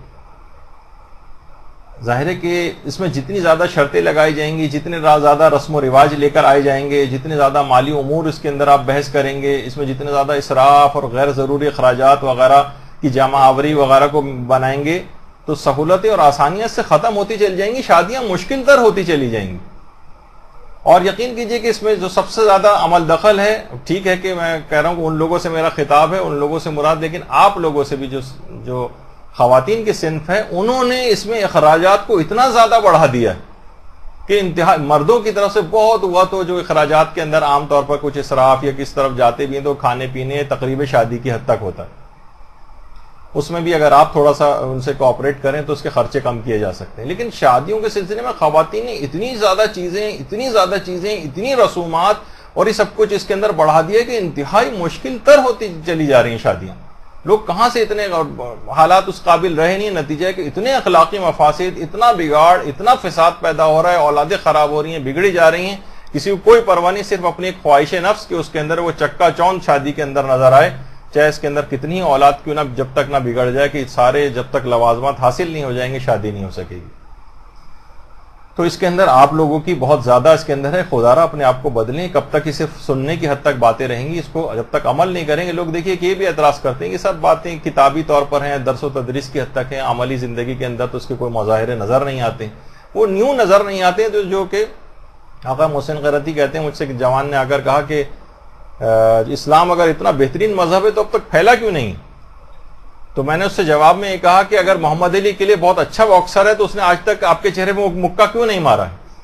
اس وجہ سے مکہ نہیں مارا، کبھی رنگ میں آپ نے اس کے سامنے پیش ہی نہیں کیا اپنے آپ کو کہ وہ مکہ مارے۔ تو آپ نے اسلام کو کبھی زندگیوں پر لاگو کرنے کی کوشش ہی نہیں کی کہ وہ لاگو ہوتا نظر آئے۔ اسلام تو بہترین مذہب ہے، لیکن آپ نے اپنی بدنصیبی کی وجہ سے عمل نہ کر کے دور کر کے اپنی حالت ایسی بنا لی۔ تو بہرحال اب کیا ہے کہ یہ جو علماء فرماتے ہیں کہ دیکھیے اس طرح سے جو بھی یہ تاخیر اس کے اندر ہوتی چلی جائے گی، غیر ضروری تاخیر میں ڈالنے سے یہ اگر لوگ والدین اس سلسلے میں بخل کریں گے اور شادیوں میں ڈیلے کریں گے کہ یہ ہو جائے اور وہ ہو جائے اور وہ ہو جائے پہلے، تو اس سے کیا ہوگا، ایسے تمام والدین کو قیامت کے دن ان سے جواب طلبی کی جائے گی۔ روایت یہ بلکہ علماء نے ایک بات کہی ہے اس سلسلے میں کہ شادی میں تاخیر اگر کی تو اس سے بچپن کی بہترین تربیت بھی بہت آسانی کے ساتھ ضائع ہو سکتی۔ ٹھیک ہے، آپ کو بڑا اعتماد تھا، بڑا آپ کو یقین تھا کہ میں نے بڑی اچھی تربیت کر کے ساری باتوں کو کرتے ہوئے یہاں تک لے آئے، لیکن عین آخری وقت میں، یعنی جب وہ واقعی اس کو آپ شادی میں جلد اقدام کر کے اس کے دین کو مکمل محفوظ بنا سکتے تھے، لیکن آپ نے دیر کر دی۔ بچپن کی ساری تربیت اور ساری محنتیں ضائع ہو سکتی ہیں بہت آسانی کے ساتھ اگر شادی کی عمر میں تاخیر کی۔ یہ بہت اہم مسئلہ ہے۔ اور علماء کا کہ جملہ ہے کہ جس گھر میں بھی غیر شادی شدہ کماری جوان اولاد موجود ہو وہ گھر کبھی بھی فساد اور خرابیوں سے محفوظ نہیں رہ سکتے. دیکھیے سب چیزیں آنکھ بند کر لیں تمام چیزوں سے تو ہر چیز اچھی اچھی بس کہیں گے آپ پوری دنیا سے ہم نے آنکھیں بند کر لی. تو اگر فکر کریں اور باقاعدہ سوچ بچار کریں تو اس سلسلے میں جلدی اقدام جو ہے وہ کرنا چاہیے. یہی وجہ ہے کہ آغا سیستانی سے بھی جب پوچھا کہ شادی کس عمر میں کرنی چاہیے تو انہوں نے کہا کہ جب بھی اولاد یعنی اس بوجھ کو اٹھانے کے قابل ہو جائے, یعنی اس ذمہ داریاں پورا کرنے اٹھانے کے قابل ہو جائے. لیکن اس کے یہ معنی نہیں کہ لوگ یہ سمجھیں کہ اچھا ذمہ داریاں اٹھانے کے معنی وہ تمام آسائشیں وہ جس کے لیے 35-40 سال کی عمر تک درکار ہوتی ہے اتنا زیادہ سیٹ ہونا, تو یہ تمام چیزیں اس حد تک نہیں. بس یہ کہ علماء اور دیگر علماء سے پوچھا گیا, آیت اللہ ابراہیم امینی سے جب پوچھا گیا جنہوں نے اس موضوع پر بہت کام کیا تھا, میں ان کا پہلے بھی ایک دفعہ حوالہ دیا تھا, غالباً آغا مظاہری کہتے ہیں کہ میں نے جو ہے ابراہیم امینی سے پوچھا تھا. تو انہوں نے کہا تھا کہ 18 سال سے زیادہ اس میں جو ہے وہ تاخیر نہیں کرنی چاہیے, لڑکیوں میں 16 سال سے زیادہ تاخیر نہیں کرنی چاہیے, لیکن چلیں اس میں 2-3-4 سال آپ اور آگے بڑھا لیں, لیکن اس سے زیادہ تاخیر کرنا, چلیں ہر ماحول اور معاشرے کی ایک الگ بات ہوتی ہے, تو اس سے زیادہ تاخیر کرنا یہ بہت نقصان دہ ہو جائے گا. تو بہرحال یہ ایک چیپٹر کلوز ہوا, اس میں جتنے بھی باتیں اس کے اندر آئیں کہ یہ بہت بڑا بہت زیادہ آپ اس کو خرابیوں سے محفوظ رکھ سکتے ہیں اگر والدین اس کے اندر تھوڑا سا ایکٹیو ہو جائیں. بظاہر ہو سکتا ہے کہ کوئی خرابی نظر نہ آئے لیکن روحانی خرابی لازمی اس کے اندر آ رہی ہوگی جو کہ بڑے بگاڑ کا بھی سبب بن سکتی ہے. وہ صرف آپ کے طوفان ٹل نہیں جائے گا آنکھیں بند کرنے سے, یا شتر مرغ جس طرح جو ہے وہ اپنے ریت کے اندر منہ دبا لیتا ہے, یہ اس طرح کی کیفیت ہے والدین کی جو اس میں صرف نظر سے کام لیا ہوا. اچھا, اب اس کے بعد ایک اور طریقہ جو علماء بتاتے ہیں کہ اگر گھر کے اندر اس طرح کی نافرمان اور بگڑی ہوئی اولادیں موجود ہیں تو انہیں چاہیے کہ گھر میں دینی محافل کا انعقاد کریں. والدین کچھ نہ کچھ کرنا پڑے گا نا, کسی عالم کو بلائیں, کوئی درس گھر میں رکھوائیں, کوئی مجلس ذرا پابندی کے ساتھ جو ہے گھر میں ہو, اس میں کچھ ریفریشمنٹ کا انتظام ہو, ایک اچھی سی گیدرنگ ہو, بچے بھی ہوں, نوجوان بھی ہوں, خاندان کے گھر والے بھی ہوں, اس میں خود ایک برکت آئے گی اس گھر کے اندر. ان کے گھر کے رہنے والے افراد جو کہ ظاہر ہے گھر میں ایک چیز ہو رہی ہے تو ان کی اصلاح ہو سکے گی, وہ سب باتیں سنیں گے. ظاہر ہے کہ جو بھی بگڑا ہوا وہی بچہ ہے وہ بھی اس کے اندر آ کر بیٹھے گا تو اس کے اندر اثرات مرتب ہوں گے. ان علماء سے آپ ڈسکس کر لیں جن کو آپ جو ہے وہ بلائیں گی, کون سا مضمون ہونا چاہیے. تو یقین کیجیے کہ اس کے اتنے زیادہ فائدے ہیں, یعنی خود میں نے اکثر اس کا تجربہ بھی کیا ہے. بہت سارے بچوں کو اپنے گھر جو ہے وہ بلا کر, کافی پہلے بھی میں نے کیا تھا اور ایک سے چند سال پہلے بھی اس کا ایک تجربہ کیا تھا. تو بچوں میں اس طرح کی بھی چیزیں خالی صرف اس حد تک نہیں بلکہ جو بچے آتے تھے ان کے ہینڈ رائٹنگ کا مقابلہ بھی جو ہے وہ گھر میں کروایا جاتا تھا, اور جناب ان سے نوحے نعتیں اور قصیدے بھی پڑھواتے. ہر بچہ ایک ایک نوحہ نعت یا قصیدہ اس کی بھی بچے تیاری کر کے آتے تھے. لیکن ورائٹی تھی, فقہی مسائل بھی تھے, اخلاقیات بھی تھی, عقائد بھی تھی, کہ اسی کے اندر یہ سب چیزیں بھی تھیں. بعد میں ان کی پسند کا جو بھی برگر ہے, پیزا گھر سے بنا ہوا مثلا وہ بھی ان کو سرو کیا جاتا تھا. بچے خوش, ایک پکنک کا سا کہ ان کا ہو جاتا تھا, لیکن اسی کے اندر بہت ساری چیزیں ان کو سکھا دی جاتی ہیں. تو بہت کامیاب رہا. اب ہم یہ چاہتے ہیں کچھ کرنا بھی ہمیں نہ پڑے, وہی بٹن دبانے والی کیفیت ہو جائے, تو یہ پاسبل نہیں ہوگا. یا ہمارے دوستوں کا ایک گروپ ماشاءاللہ اس میں سے کافی سارے افراد تو آپ کی خدمت گزاری کے لیے خود مدرسے میں خدمات انجام بھی دے رہے ہیں. ایک کافی سال پہلے انہوں نے بھی اس طرح سے گروپ بنایا تھا کہ ٹھیک ہے ہر دفعہ ضروری نہیں کہ گھر میں درس وغیرہ کا سلسلہ ہی ہو. انہوں نے کہا چند دوست بیٹھ جائیں گے اور وہاں پہ بیٹھ کے تسبیحات کے اوپر ہم درود پڑھا کریں گے زیادہ سے زیادہ.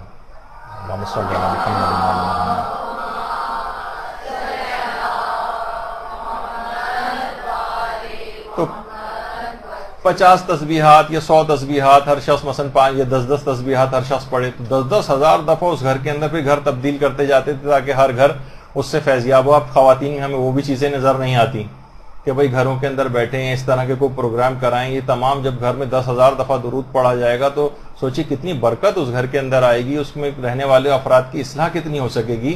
ہمارے ہاں اور فضولیات, سالگرہوں اور پتہ نہیں کون کون سے فضول قسم کے پروگراموں پہ کتنا پیسہ خرچ کر دیا جاتا ہے, لیکن ذرا سا اس میں اگر کوئی بات آ جائے کہ ریفریشمنٹ دینا پڑے تو فوراً کیلکولیٹر لوگ لے کے بیٹھ جاتے ہیں کہ پتہ نہیں کتنا خرچہ اس کے اندر آ جائے گا. تو یہ سب چیزیں نہیں ہونی چاہیے. تو یہ گھروں میں خیر و برکت لانے والی چیزیں, تو گھر میں اس طرح کی محافل کا انعقاد کرنا چاہیے تاکہ شیاطین فرار اختیار کریں اور نیکی کے فرشتے وہاں پر آنے لگیں. یا جیسے کسی بھی گھر میں یہ بھی کر سکتے ہیں، مثلا جو اہل سنت کے ہاں بھی آیت کریمہ جو ذکر یونسیہ ہے اس کا جو ورد خود ہمارے ہاں ذکر یونسیہ کتنا زیادہ اثر پذیری جو ہے وہ رکھتا ہے، انتہائی مجرب، شیطانوں کو فرار اختیار کرنی پڑے گی جہاں ذکر یونسیہ پڑھا جائے گا۔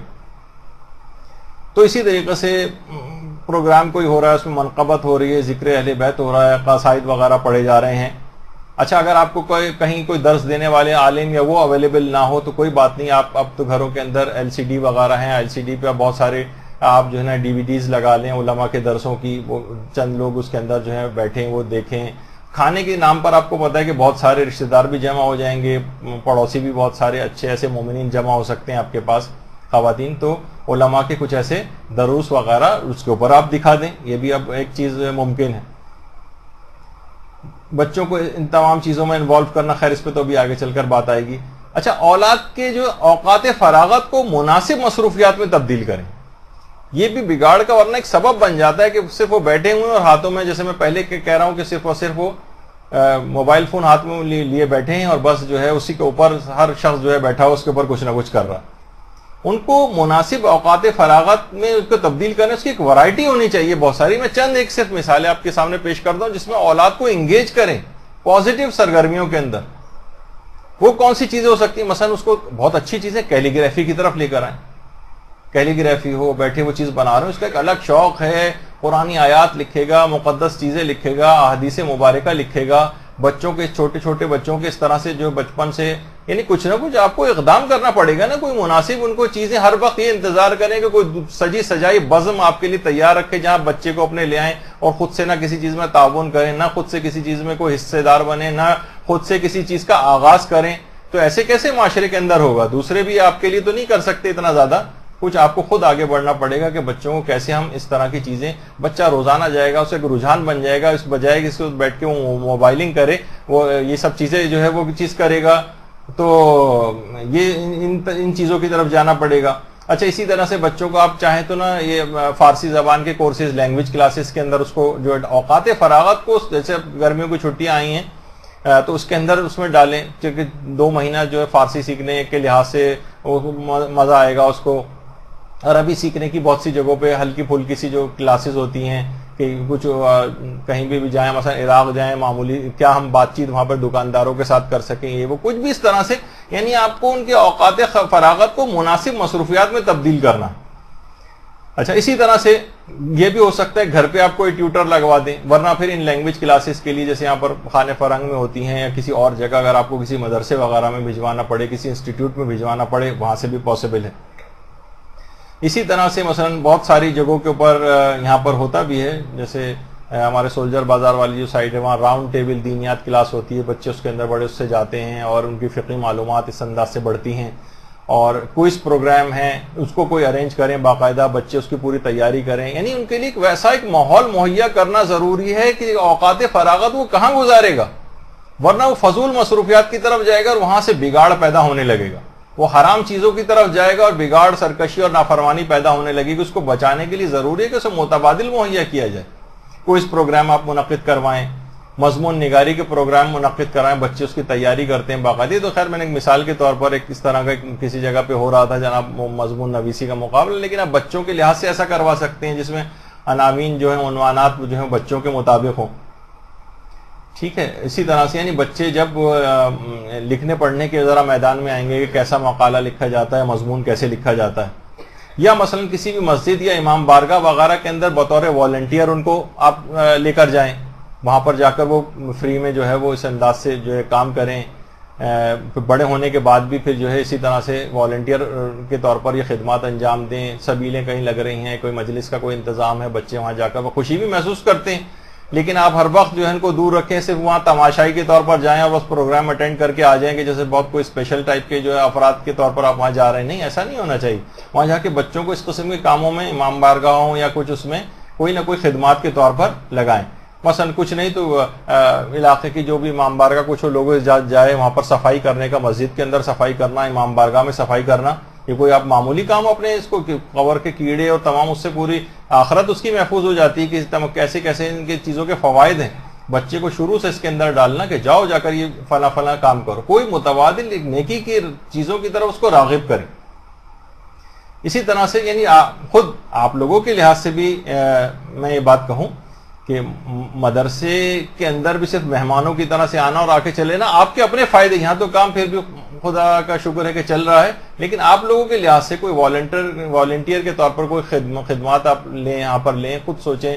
بہت ساری لڑکیوں نے بہت اچھے مثلا کام پکڑے ہوئے ہیں کہ ٹھیک ہے ہم لیکچرز کو ٹائپ کریں گے اور اس کی پروف ریڈنگ کروائیں گے، کسی نے کوئی کام لیا ہوا ہے، کسی نے کوئی کام لیا ہوا ہے، اس طرح سے جو اب تک نہیں کوئی خدمات آپ کے اپنے حوالے سے بہت فائدہ مند چیز ہے، آپ کی اپنی خیر و برکت کے لحاظ سے، ورنہ تو دنیا کے اور دین کے کام بھی سب ہو ہی جاتے ہیں، لیکن آپ کا حصہ اس کے اندر نہیں بن پائے گا. تو کوئی بھی اس طرح سے آپ خود والنٹیئر کریں کہ آپ کون سی خدمات ایسی جو انجام دے سکتے ہیں کہ اوقات فراغت اس کے اندر بھی لگائے جا سکے. اچھا بہت ساری چیزیں ایسی ہیں دیکھیے، جیسے بچوں کو یا لڑکیوں کو اس میں لگایا جا سکتا ہے، جیسے مثلا ٹیلرنگ، کپڑے سینا وغیرہ. آج کل یہ بھی دیکھ رہے ہیں کہ خواتین صرف مرد درزیوں کے پاس جا کے ساری یہ چیزیں کر رہی ہیں، اور معمولی سی چیزیں بھی، یعنی بعض اوقات یہ ہوتا ہے کہ اسکارف بھی جو سینے نہیں آتے ہیں خواتین کو، وہ بھی کسی ٹیلر ماسٹر سے جا کر جو سلوا رہی ہیں. چند ایک خواتین ہے شاید، یا عورتوں کی جو چادر ہے وہ کیسے سی جائے گی معلوم نہیں ہے اور جا کے سلوانا پڑ رہا ہے. یہ بہت خرابی کی طرف معاملات جا رہے ہیں، جو کہ کام بہت سارے آپ خواتین کے کرنے کے ہیں وہ مردوں نے اس انداز سے پکڑ لی.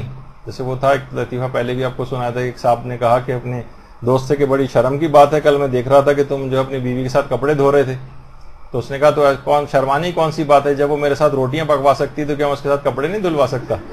تو بہرحال وہ گھر کے سارے کام جب مرد حضرات اس انداز سے کر رہے ہیں تو آپ نے سوچا کہ شاید ہماری تو کوئی ضرورت ہی نہیں ہے، مردوں نے یہ والا بھی سارے کام اٹھا لیے ہیں اپنے کندھوں کے اوپر. تو بہرحال اسی طرح سے جو کوکنگ وغیرہ کی جو چیزیں ہیں اور لڑکیوں کو شروع سے اس میں ڈالیں اوقات فراغات میں، ان کا پازیٹیو طرف جو ہے وہ دماغ جائے. اب چاہے اس کے لیے ان کو کوئی کوکنگ کلاسز کے اندر بھی آپ کو ہو سکتا ہے کہ لے جانا پڑے، ذرا آپ کو محنت کرنی پڑے گی. البتہ چھوٹے بچوں کو اس سے دور رکھنا ہے آپ کو، کہ ورنہ وہ کچھ اس انداز کا کام نہ کرنے لگے. تو بہرحال ایک یہ طریقہ کار ہو سکتا ہے کہ اس انداز کی کلاسز جو ہیں، کوکنگ کلاسز وغیرہ، اس کے اندر ان کو لے کر جائیں. صرف ٹی وی کے اوپر جو کوکنگ کے پروگرامز اس میں اتنے زیادہ آ رہے ہوتے ہیں کہ کوئی خاطر خواہ کہیں جا کر فزیکلی لے کر جانا وہ زیادہ فائدہ مند ہے. وہ جلدی سیکھ بھی لیں گی، اور ورنہ ٹی وی پہ تو فضولیات اور اس کے اندر زیادہ وقت لگتا ہے. اچھا ابھی جو اس سے پہلے بات ہوئی، کم سے کم اولاد کو اس بات کا عادی بنائے، اب چاہے باپ کتنا ہی مصروف کیوں نہ ہو، ماں کتنی مصروف کیوں نہ ہو، ہفتے وار کسی نہ کسی ایک جگہ درس میں، ظاہر شہروں میں کہیں نہ کہیں ہوتے ہیں، نہیں ہوتے تو آپ انعقاد کروائیے، اور اس میں اپنے فیملی کے ساتھ جا کر باقاعدہ شریک ہوں. بہت اثرات نکلیں گے، بہت بہترین اثرات. بگڑی وہ اولاد کو اس میں سے بگاڑ ختم کرنے کے لیے بہترین عمل جو ہے آپ کا یہ قرار پائے گا. تو اس لحاظ سے درسوں کے اندر جو ہے وہ شرکت ہو. مردوں کے لحاظ سے اگر جو ہے وہ اس کے اندر بھی جا کر وہ شریک ہوں. کسی بھی عالم کے ساتھ کوئی فکری نشست ہو، وہاں پر اپنے اولاد کو لے کر جائیں کہ کچھ سوالات پوچھنے ہیں، کچھ کرنا ہے ان کے پاس اس انداز سے. تو علماء کے پاس جانا، ربط ضبط بڑھانا، اس سے بھی ان کا کافی حد تک بگاڑ جو ہے وہ ختم ہوتا ہے. اسی طرح سے مثلا کوئی بچوں کی کوئی بھی جو اسپیشل ٹائپ کی اگر کوئی کلاسز ہیں وہ اگر آپ کروا سکیں، ان کے کچھ بچوں کے، اچھا ایسے علماء بھی کہ جو کہ دیگر چیزیں بھی پڑھا سکیں. آج کل کچھ ایسے طالب علم بھی آ رہے ہیں کہ وہ اچھے او لیول اے لیولز وغیرہ کی ٹیوشن بھی پڑھاتے ہیں، اور دینی طالب علم بھی ہیں وغیرہ. اس طرح کے بھی اگر ہو جائیں تو بچوں پر، اور یعنی ٹیچر کا بھی ایسا انتخاب کروا دیں جو نیکی کی باتیں بھی اس کو ساتھ ساتھ بتاتا جائے. کسی بھی معلمہ کے ساتھ مثلا کوئی اس کی نشست کروا دیں اپنے بچوں کی، اس کے بھی اثرات ہوتے ہیں. مثلا جو آلٹرنیٹ ہم چیزیں مہیا کر رہے ہیں وہ یہ کہ مثلا کہیں بھی نوحہ خوانی وغیرہ ان کو سکھانا، قصیدے وغیرہ کی کوئی آپ کسی بھی نوحہ خوان کو مشہور کو جو آپ لے لیں جس سے بچے متاثر ہوتے ہیں. عام طور پر ہمارے مدرسے کے پروگرام میں ہم اکثر ان کو بھی بلاتے رہے ہیں اس سے پہلے، تو بچے بڑا انسپائر ہوتے ہیں. ظاہر آ رہے ہیں ان کے لیے ایک ایکٹیویٹی ہے، برائی سے اتنی دیر بچے رہتے ہیں، وہ چیز پیدا ہوتی ہے ان کے اندر. استاد شہید سبت جعفر زیدی صاحب بھی یہاں پر آتے تھے، اور اس طرح سے تو گاہے بگاہے بچوں کا اس طرف ہی چاہے رجحان جو ہے وہ ڈیولپ ہو جائے. اسی طریقے سے بچوں میں مثلا قرآن کے کوئی مقابلے کروانا، کسی بھی عالم کو باقاعدہ بچے اپنے ایج گروپ کے ساتھ آ کر اس طرح کے مقابلوں کے اندر جو ہے وہ حصہ لیں. یا مثلا مجالس پڑھنے کے کوئی آپ اس انداز سے مقابلے یا کوئی وہ ان پروگراموں کا انعقاد جو ہے کریں. یا دیکھیے کچھ کرنا پڑے گا نا، یہ ہمیشہ یہ پکی پکایا جو کھانے کا جو ریڈی میڈ جو چیزیں ہیں یہ ذرا رجحان کم ہونا چاہیے. خود ایفرٹ کرنی پڑے گی تو یہ چیزیں سب نظر آئیں گی. یا مثلا جو ہے پینٹنگز وغیرہ کے مقابلے ہیں, وہ اس طرح کے کوئی بھی چیزیں جو ہیں وہ اگر ارینج کی جائیں, بچے اس کے اندر بھی بہت دلچسپی لیتے ہیں. باقاعدہ آئیں, والدین دیکھیں, ہمت افزائی ہو بچوں کی, تو بچوں کا جو فارغ ٹائم ہے وہ آپ اچھے ٹائم کے اندر اس کو تبدیل کریں. اگر تھوڑا سا بھی کوئی شخص مالی استطاعت رکھتا ہے تو پہلے تو ہاں یہ بات کہ اس طرح کے جو پروگرام ارینج ہوں, تو میں یہ بتا رہا تھا کہ اگر کوئی شخص مثلا ایک بات اس کے اندر ہاں اور بتا دیجئے, ہمارے یہاں اپنے مدرسے کے اندر بھی اس کا جو ہے وہ انعقاد ہوا تھا کہ باقاعدہ جیسے بقرعید وغیرہ آتی ہے, بچے اس وقت زمانے میں جانوروں اس کے اندر بڑی دلچسپی لے رہے ہوتے ہیں, باقاعدہ کسی جگہ کوئی پروگرام اس طرح کا ارینج ہو, کوئی عالم دین بلوا لیا جائے جو باقاعدہ ایک دفعہ ہم نے پروگرام یہاں پر کیا تھا تو مولانا محترم نے باقاعدہ اس کے اندر سارے جتنے بھی اعضاء ہیں بالکل لائیو, یعنی اگرچہ اس وقت بہت بو اور وہ سب اس کے اندر اٹھ رہی تھی, بڑی پریشانی کے ساتھ انہوں نے اس پروگرام کو کیا تھا, لیکن ایک ایک چیز جو ہے کہ کون سا حلال جانور کا کون سا حصہ حلال ہے, کون سا حرام ہے, کون سی چیز کھا سکتے ہیں, کون سی نئی چیز کھا سکتے ہیں, پوری تفصیل بچوں کے لیے بڑے ایک ویسی بھی بات ہوتی ہے, تو ان کے لیے ایک ایجوکیشنل بھی ہو رہا ہے, ان کی ایک آلٹرنیٹ اچھی آپ نے وہ بھی چیز مہیا کر دی ہے, ایکٹیویٹی بھی. تو اس طرح کی چیزیں بہت آپ کو ورائٹی پرووائڈ کرنی پڑے گی تاکہ بچے اس خرابی کی طرف نہ جائیں. یا جیسے بھی میں ذکر کر رہا تھا کہ اگر کوئی مالی استطاعت رکھتا ہے اور سالانہ وہاں کا کوئی پروگرام رکھ لیتا ہے, مثلا زیارات پہ آج کل لوگ بہت جانے لگے, تو زیارات پہ اس انداز سے نوجوانوں کا جانا یہ بہرحال ان کے اندر ایک ظاہر امام کے پاس جا رہے ہیں, وہاں ایک نیک اثرات کو قبول کر کے لے کر آ رہے ہیں. تو اس طرح کے بگڑے ہوئے جو افراد ہیں ان کو چاہے وہ ایسی ایک ٹور کے طور پر ہی کیوں نہ ساتھ جا رہے ہوں, لیکن کچھ نہ کچھ بہتری اپنے ساتھ ضرور یا انشاءاللہ مکمل بھی بہتری کے ساتھ وہاں سے واپس آئیں گے. تو یہ کرنا چاہیے. تو ہر لحاظ سے یہ سب چیزیں ہونی چاہیے. تو زیارات کے جو پروگرام ہوتے ہیں اس کے اندر بھی اس کو پروڈکٹیو اس پروگرام کو ہونا چاہیے. اس طرح سمر کیمپ ہیں, بچوں کو اس کے اندر علماء کو بھی بلائیں اس سمر کیمپ کے اندر, اور بچے اپنی چیزیں پیش کریں. اس طرح کی چیزیں ارینج ہونی چاہیے. گھر کے کاموں کے اندر بچوں کو انوالو کریں. دیکھیں آلٹرنیٹ مہیا کرنے کے حوالے سے مرد حضرات کے لیے بھی ایسی نہیں ہے کہ وہ بھی گھریلو کاموں کے اندر ان کو بھی اس انداز سے انوالو ہونا چاہیے. دیکھیں میرے خود ایک ڈاکٹر دوست ہیں, یعنی بہترین, وہ ڈاکٹر ہونے کے ساتھ ساتھ ایک بہترین کارپینٹر بھی. ان کے والد نے ان کو اس طرح کا بھی کچھ, تو اپنے گھر کی میزیں, الماریاں, یہ وہ سب خود بنا لیتے ہیں. ایک دفعہ بلکہ انہوں نے بتایا تھا اپنے پورے گھر کا پلاسٹر انہوں نے خود کیا تھا. اب دیکھیں ڈاکٹر ہونے کے باوجود یہ والا یعنی اس میں کوئی برائی کی بات تو نہیں, فضول کاموں میں ادھر ادھر دماغ لگانے سے بہتر ہے کسی کنسٹرکٹیو طرف جو ہے وہ دماغ کو لگایا جائے. تو بہرحال کسی بھی طریقے سے اوقات فراغت کو بہترین طریقے سے آپ بچوں کے استعمال کرنے کی عادت ڈالیں, وہ خرابی اور بگاڑ کی طرف نہیں جائے گا. یہ والدین نے پورا ان کے لیے وہ کھول رکھا ہے میدان بگاڑ کا, اور اس کے بعد پھر شکایتیں کرتے نظر آ رہے ہیں کہ یہ بچہ کیوں بگڑا جا رہا ہے. بھائی آپ نے خود ہی کوئی اس کو آلٹرنیٹو مہیا نہیں کیا, کچھ کیا نہیں, کوئی اقدام نہیں کیا, تو ابھی بھگتنا پڑے گا آپ کو. اچھا والدین پھر جاتے ہیں بیجا سختی کی طرف. دیکھیے وہ کون سا ایک پروگرام ہے, کوئی آتا ہے فیئر فیکٹر کے نام سے, میں کہتا ہوں اس میں ایک محبت کا فیکٹر جو ہے اولاد کے, وہ والدین اس سے کام لیں تربیت میں.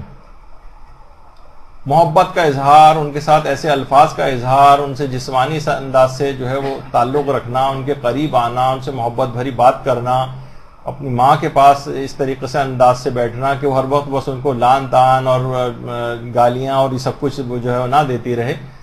تو بہت سارے ایسے ہیں کہ دیکھیے خود میرے اپنے ایک رشتہ دار ہیں کہ جو کہ ان کی خود عمر اس وقت 70-75 سال کے قریب ہو چکی ہے, ان کی 90-95 سال کی جو والد ہیں, آج بھی وہ بیٹھ کر ان کے سر میں تیل لگاتے ہیں, کنگھی کرتے ہیں. یہ والے تو نہیں ہیں جو آپ تصویر میں دیکھ رہی ہیں, ایک اور, یہ تو مثال کے طور پہ میں نے لگائی ہے. تو وہ اتنا زیادہ اپنے والدین سے اٹیچ ہونا. اچھا وہ اس دوران کبھی ان کو ڈانٹ پھٹکار بھی کرتی ہیں, سختی بھی کر رہی ہوتی ہیں, اور وہ سن کے ان کے پاؤں دبا رہے ہوتے ہیں, ماں کو منا رہے ہوتے ہیں, سب چیزیں. تو یہ جسمانی اعتبار سے یہ محبت کا جو فیکٹر ہے, اس کو باقاعدہ طور پر واقعتاً استعمال کرنا چاہیے. تو اس سے کیا ہوگا, ان کی جتنی آپس میں محبت بڑھے گی اتنا زیادہ وہ بگاڑ کی طرف بچہ کم جائے گا. اچھا عام طور پر ہم دیکھتے ہیں والدین کو ایک کام اور کرنا چاہیے کہ اگر مثلا باپ کوئی کام کاروبار کرتا ہے, کوئی بزنس کرتا ہے, اپنے اس نوجوان بیٹے کو اپنے ساتھ لگائے. عام طور پر وہ اس کو کسی اور لائن میں بھیج دیتا ہے. اگر یہ والد کے ساتھ بچہ لگا رہے گا, منافع کی رقم کی کوئی پرسنٹیج بھی باپ چاہے تو اس کو جو ہے وہ دے دے, کچھ چاہے تو اپنی طرف سے اچھی سیلری اس کو پہ امپلائی رکھ لے, اس طرح وہ باپ کے قریب بھی رہے گا, دونوں میں ایک انڈرسٹینڈنگ بھی ڈیولپ رہے گی, اور یہ بگاڑ کی طرف نہیں جائے گا. عام طور پر کاروباری جو باپ ہوتے ہیں وہ بھی کہتے ہیں بچہ کہ ٹھیک ہے اپنے مطابق جہاں جو جائے کرتے رہو, تو وہ باپ سے ڈیٹیچ ہو کے دور جا کے کچھ کرنا شروع کر دیتا ہے, والد سے ایک لحاظ سے دور ہو جاتا ہے. باپ کو چاہیے کہ اپنے ساتھ ملائے اس کو کچھ سہولیات مہیا کرے, نوجوانی میں کچھ پیسہ بھی ہے اس کے ہاتھ میں آنے لگے گا, کچھ سیونگ بھی کرنے لگے گا, تو اس کو ذرا اچھا محسوس ہوگا. تو یہ ایک طریقہ کار ہو سکتا ہے. اولاد سے مثلا مشورہ جو ہے وہ لیں, پیغمبر بھی اپنے اصحاب سے مشورہ لیا کرتے, تو اولاد سے مشورہ لینے میں کوئی ایسی چیز نہیں ہے. گھریلو کاموں میں اس کو ذمہ دار اولاد کو بنائیں. یہ سب چیز ایسی ہیں کہ جو کہ اس انداز سے ہونی چاہیے. اسی طریقے سے بچہ, دیکھیے اس کے اندر ایک اصول یہ بھی ہے کہ باپ جو ہے تدریجاً اپنا روب کم کرتا جائے. بچہ جیسے جیسے بڑا ہوتا جا رہا ہے, باپ چاہیے کہ ذرا دوستانہ طرف چلا جائے, مناسب ہنسی مذاق بھی اس کے ساتھ کرے, بے جا اس کے ساتھ جو سختی نہ کرے. ماں کوشش کرے ذرا نسبتاً سہیلی بن کر اس کے ساتھ رہے. تو بچے کے بڑا ہونے پر اس کے اوپر غصہ کرتے رہنا یا اس کو مارنا, یہ سخت نقصان دہ ترین طریقوں میں سے ایک. ایسے بچے باغی بن جاتے ہیں, ان کے ساتھ نرمی سے پیش آنا چاہیے. تو یہ نرمی کو جب بھی بہترین سیاست روایت کے اندر کہا گیا, اور باقاعدہ ایک بہترین اصول بھی اس میں قرار دیا گیا ہے. اصول یہ ہے کہ دیکھیے اگر بچہ بگڑا جا رہا ہو تو پہلے تو اس کو نرمی سے سمجھائیں. نرمی سے نہ سمجھ رہا ہو تو سختی کر سکتے ہیں, اور سختی سے بھی نہ سمجھ رہا ہو تو دوبارہ نرمی کی طرف چلے جائیں. سختی کے بعد مزید سختی کی طرف نہ جائیں. بات چیت بند کر دی اور جو ہے اس کو گھر سے نکال دیا اور فلاں چیز کر دی, اس سے مسلسل جو ہے وہ بگاڑ مسلسل پیدا ہوتا چلا جائے گا, جو کہ یہ نہیں کرنا چاہیے. اسی طرح سے نافرمان اور جو باغی اولاد ہے اس کی دوستوں اور سہیلیوں سے بھی اس سلسلے میں مدد لی جا سکتی ہے. مثلا پتہ چل رہا ہے, بچے سے پوچھیں کہ بھائی وہ اس کا دوست آ کے خبر دیں گے کہ آج کل مثلا یہ سگریٹ پینے لگا ہے, یا مثلا کوئی اور برائی کی اس انداز سے, برے دوستوں سے بھی اس کو بچانا ہے, اور بعض اوقات دوستوں کے سے ذرا قریب ہو جائے تاکہ تھوڑی سی جاسوسی میں بھی اس کی سہولت رہے گی بچے کی. لیکن یہ بھی کہا جاتا ہے کہ والدین کے کہنے پر بھی اگر کوئی جوان بیٹا نماز نہیں پڑھتا ہے, روزہ نہیں رکھتا, تو محلے کی کسی لڑکی سے بھی کہلوا کے دیکھیں, انشاءاللہ پورے نماز روزے بھی رکھے گا اور اعتکاف میں بھی بیٹھ جائے گا. کسی جگہ میں نے لطیفہ پڑھا تو میں نے کہا کہ چلیں آپ سے بھی شیئر کر دیتا ہوں کہ کسی سے بھی اگر نہیں سمجھ رہا ہو تو یہ تو محلے والے سے تو سمجھ ہی جائے گا. تو بہرحال اچھا, بعض اوقات یہ بھی ہوتا ہے کہ کسی خاندان کی کسی شخصیت سے متاثر ہوتا ہے بچہ, اگر آپ سے نہیں سنبھل پا رہا ہے تو خاندان کی اس شخصیت کے تھرو اس کو سمجھوا دیں. وہ اس کو بلائے باتوں باتوں میں, ایسا نہ لگے کہ آپ نے اس سے شکایت کی ہے, لیکن وہ اپنے طور پر سمجھا دے. کسی عالم دین سے اگر متاثر ہے وہ نوجوان یا وہ مثلا, تو اس کی آپ جو ہے وہ خدمات لے سکتے ہیں. کیونکہ دیکھیے ان کے پاس جانا, علماء کے پاس گاہے بگاہے, جب بھی اس کی اہمیت بھی ہے کہ نیک اور صالح جو ہے وہ بن جاتا ہے انسان. تو لوگ اپنے بچوں کو باقاعدہ علماء کی زیارت کے لیے, کہ مثلا رہبر معظم میں خطاب کریں تو باقاعدہ ایک بچے کو اونچا کر کے کہ وہ مثلا دیکھ رہا ہے, یعنی شروع سے علماء کی طرف ایک رغبت اس کو دلانا, نیک اور صالح افراد کی طرف, تاکہ وہ انہی کو دوست بنائے, خراب لوگوں کی طرف نہ جائے. تو اس انداز سے کسی بھی عالم سے مدد لی جا سکتی ہے جس سے بچہ متاثر ہو. ہاں, بچے کو اگر علماء سے سب سے دور رکھا ہے ساری زندگی تو وہ تو وحشت کرے گا, جیسے کہ عام طور پر شادی کی تقاریب میں ہوتا ہے کہ سب سے زیادہ جو بیچارے کونے میں کہیں بیٹھے ہوتے ہیں, کسی مذہبی آدمی کو تلاش کر کے لایا جاتا ہے کہ ذرا مولانا کے ساتھ آپ تھوڑی دیر بیٹھ جائیں, باقی سب لوگ وحشت کرتے ہیں اور دور بیٹھتے ہیں ان سے جا کر. تو اچھا, بچے کے جو دوست ہیں ان کا بھی خصوصیت کے ساتھ, جو اس سے پہلے بھی میں نے کہا تھا کہ احترام کرنا چاہیے, ان کی خاطر مدارات کرنا چاہیے, ان کو ڈیگریڈ اور ذلیل نہیں کرنا چاہیے.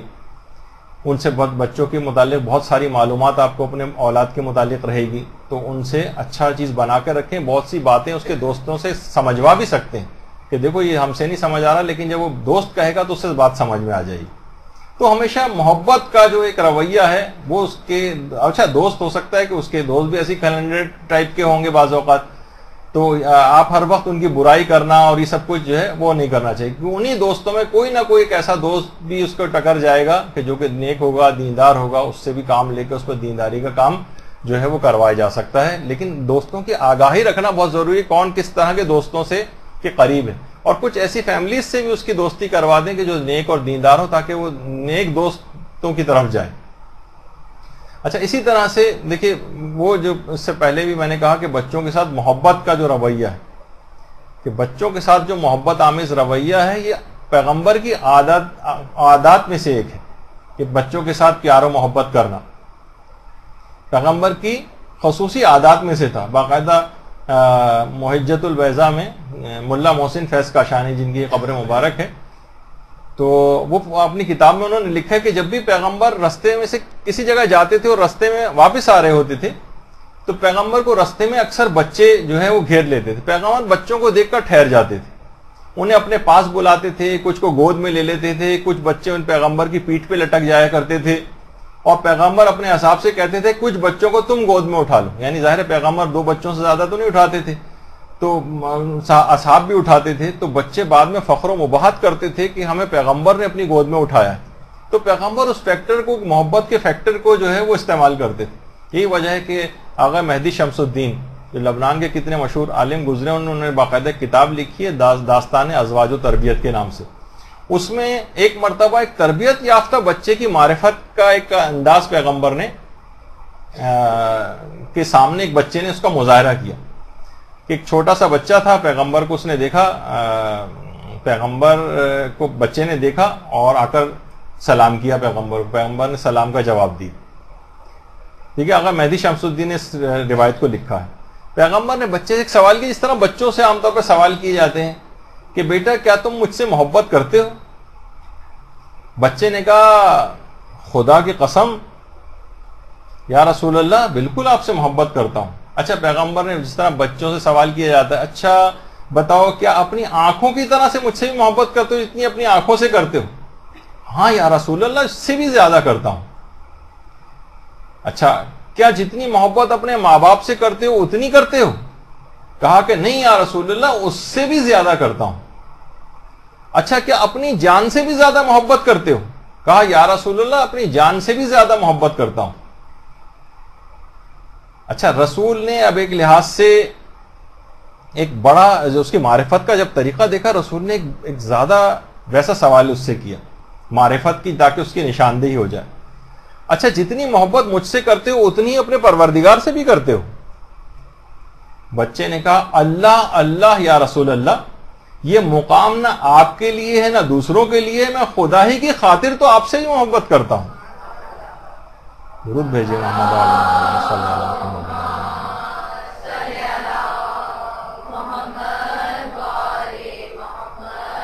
اب رسول اسلام اپنے اصحاب کی طرف متوجہ ہوئے, کہا تم لوگ بھی اسی کی طرح خدا سے محبت رکھو کیونکہ اس نے تم پر احسان کیا ہے اور تم پر نعمتیں کی ہیں, اور مجھ سے محبت رکھو کیونکہ خدا سے محبت رکھنے کی وجہ سے تمہیں چاہیے کہ مجھ سے بھی محبت رکھو. پھر پیغمبر اسلام نے بچے کو کافی پیار وغیرہ کیا اور اس کی ادب اور معرفت پر اس کو باقاعدہ شاباش دی. تو آپ نے دیکھا کہ یعنی اگر اولاد کی تربیت کی جائے تو مثلا کسی کوئی عالم کسی بچے کو لے اس سے کچھ سوالات کرے تو عام طور پہ ہمارے بچے دیکھے کچھ بھی, کیونکہ معرفت کی کوئی نہیں ہوتی, کسی بھی طرح کا کوئی جواب نہیں دے پاتے. تو علماء نے ایک طریقہ یہ بھی بتایا کہ اگر بگڑی ہوئی اولاد یہ بالکل نہیں سمجھ رہی ہو تو آپ کو اگر اسے کوئی بات سمجھانی ہو تو تاثیر کے لیے آپ کو چاہیے سمجھانے سے پہلے 2 رکعت نماز پڑھیں. 2 رکعت نماز پڑھیں. نماز پڑھنے کے بعد پروردگار سے دعا مانگیں کہ میرے اللہ اس بیٹے کو سمجھانا, یہ اس اولاد کو سمجھانا میرے تو سمجھ میں نہیں آ رہا ہے کہ اسے کیسے سمجھاؤں, آپ ہی میرے جو بات ہے اس کے دل میں اتار دیجیے. تو دلوں کا مالک دیکھیے اللہ ہے, اللہ مقلب القلوب ہے. باقاعدہ آل محمد کا واسطہ دیں اور کہیں کہ پروردگار اس کو ہدایت نصیب فرما, اور اس کے بعد جب سمجھانے جائیں گے اس 2 رکعت نماز اور دعا کو پڑھنے کے بعد پھر انشاءاللہ اس کے دل میں وہ بات اتر جائے گی. کوشش یہ کریں کہ لہجہ بالکل نرم ہو اور غصے سے پاک ہو جس وقت یہ بات سمجھانے کے لیے جائیں.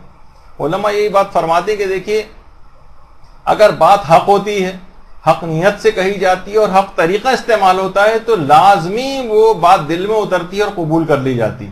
لیکن اگر کبھی بات آپ کی مؤثر نہیں ہو رہی, کوئی چیز اثر نہیں کر رہی, تو کوئی ایک شرط ضرور مفقود ہو گئی, یا تو آپ کی بات حق نہیں تھی, یا آپ کی نیت حق نہیں تھی, یا آپ نے کوئی طریقہ صحیح استعمال نہیں کیا تھا, یا طریقہ حق نہیں تھا آپ کا. تو بہرحال اولاد نہ سمجھ رہی ہو تو آپ کو چاہیے کہ خدا سے استغفار بھی کریں, اولاد کے سلسلے میں جامع منصوبہ بندی وہ کریں, اور اس کے جو قریبی مخلص جو آپ کے رشتہ دار ہیں ان سے بھی آپ مدد لیں، اس سے پہلے بھی میں بات کر چکا ہوں. اور دعاؤں کے جو سلسلہ ہے، مایوس ہو کر کم سے کم دعا کو ترک نہ کریں. دیکھیے دعا کرنے میں نہ تو آپ کو کوئی پیسہ خرچ کرنا پڑتا ہے، نہ کوئی جان مارنی پڑتی ہے. دعا تو ابھی آپ نے بہت ساری ابھی دعائیں سن بھی لی ہیں کہ اگر خوب دعائیں اگر آپ کریں گی تو کوئی بعید نہیں ہے کہ اولاد سرکشی و بغاوت چھوڑ کر اطاعت کی راہ میں آ جائے.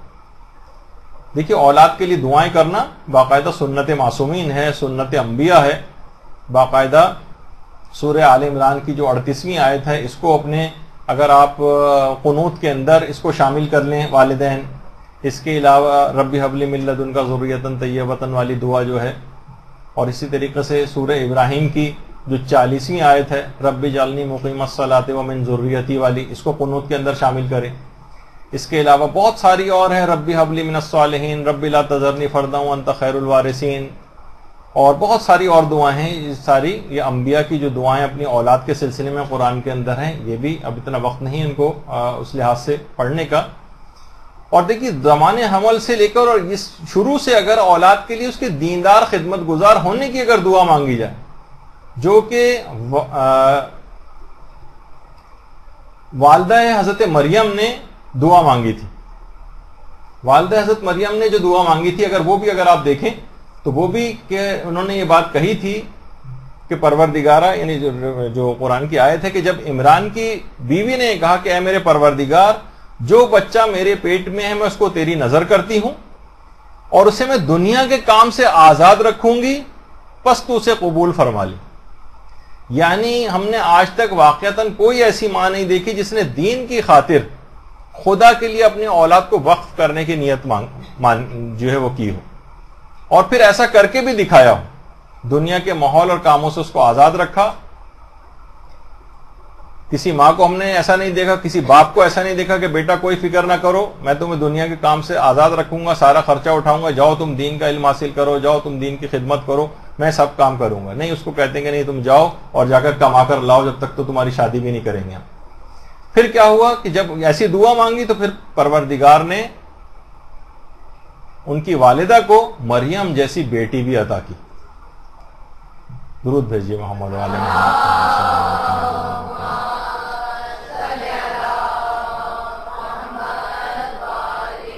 تو دعائیں کرنا بالکل لازمی. اچھا علماء نے ایک چیز اور بتائی، بس اس پہ ختم کریں گے کہ دیکھیے تربیت میں کوشش سے بھی زیادہ تفویض کا کام ہے. تفویض، اپنے امور کو اللہ کے سپرد کر دو. ایک عالم فرماتے ہیں کہ نہ جانے کتنے لوگ مجھ سے علم حاصل کر کے گئے لیکن میرے بیٹا مجھ سے علم حاصل نہیں کر سکا، پڑھ کر ہی نہ دیا. ایک دن مجھے اپنے قلب پر ایک لحاظ سے القاء ہوا کہ تم تفویض سے کام لو. تو میں نے پروردگار سے اس کے بعد دعا کی کہ اللہ میری کیا حیثیت، میرا کیا علم، میری حکمت عملی سب کچھ بس اب آپ کے ذمے. فَفَوِّضُ أَمْرِي إِلَى اللَّهِ إِنَّ اللَّهَ بَصِيرٌ بِالْعِبَادِ. میں نے دعا مانگی، کہہ رہے اس دعا مانگنے کے بعد جب میں سویا تو اگلے دن اٹھا تو لڑکے نے اٹھایا اور ہاتھ میں کتاب تھی کہ بابا میں چاہتا ہوں کہ عالم دین بنوں، آج سے مجھے پڑھانا شروع کریں. ایک دن کی دعا سے امور اپنے اللہ کے سپرد کر دینا. جب کمال انقطاع اس طرح کا پیدا ہو جاتا ہے، دنیاوی تمام سہاروں سے انسان بے نیاز ہوتا ہے اور بالکل اللہ کی طرف رجوع کرتا ہے اور سارے سہاروں کو چھوڑ دیتا ہے، تو پھر دیکھیے کہ کس طریقے سے مدد آتی. تو اب بس آخر میں بہت ساری دیکھیے کہ چیزیں تشنا اس کے اندر پھر بھی رہ گئی. آخر میں بس پروردگار عالم سے دعا ہے، بلکہ امام زین العابدین علیہ السلام کی اس دعا کا واسطہ جو اولاد کے حق میں، اللہم صلی علی محمد وعلی محمد،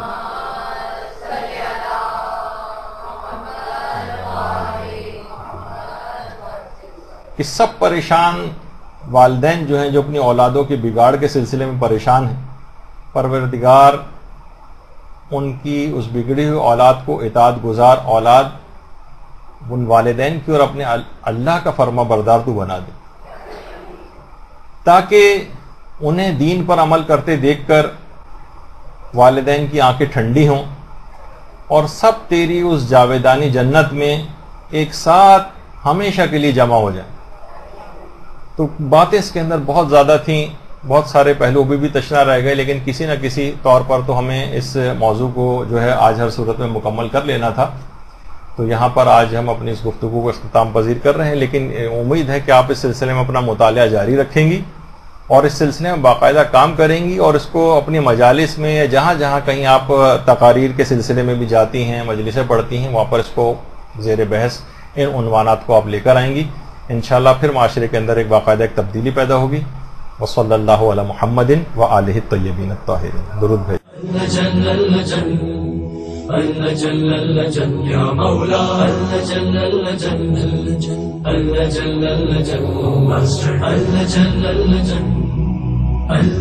يا صاحب السماء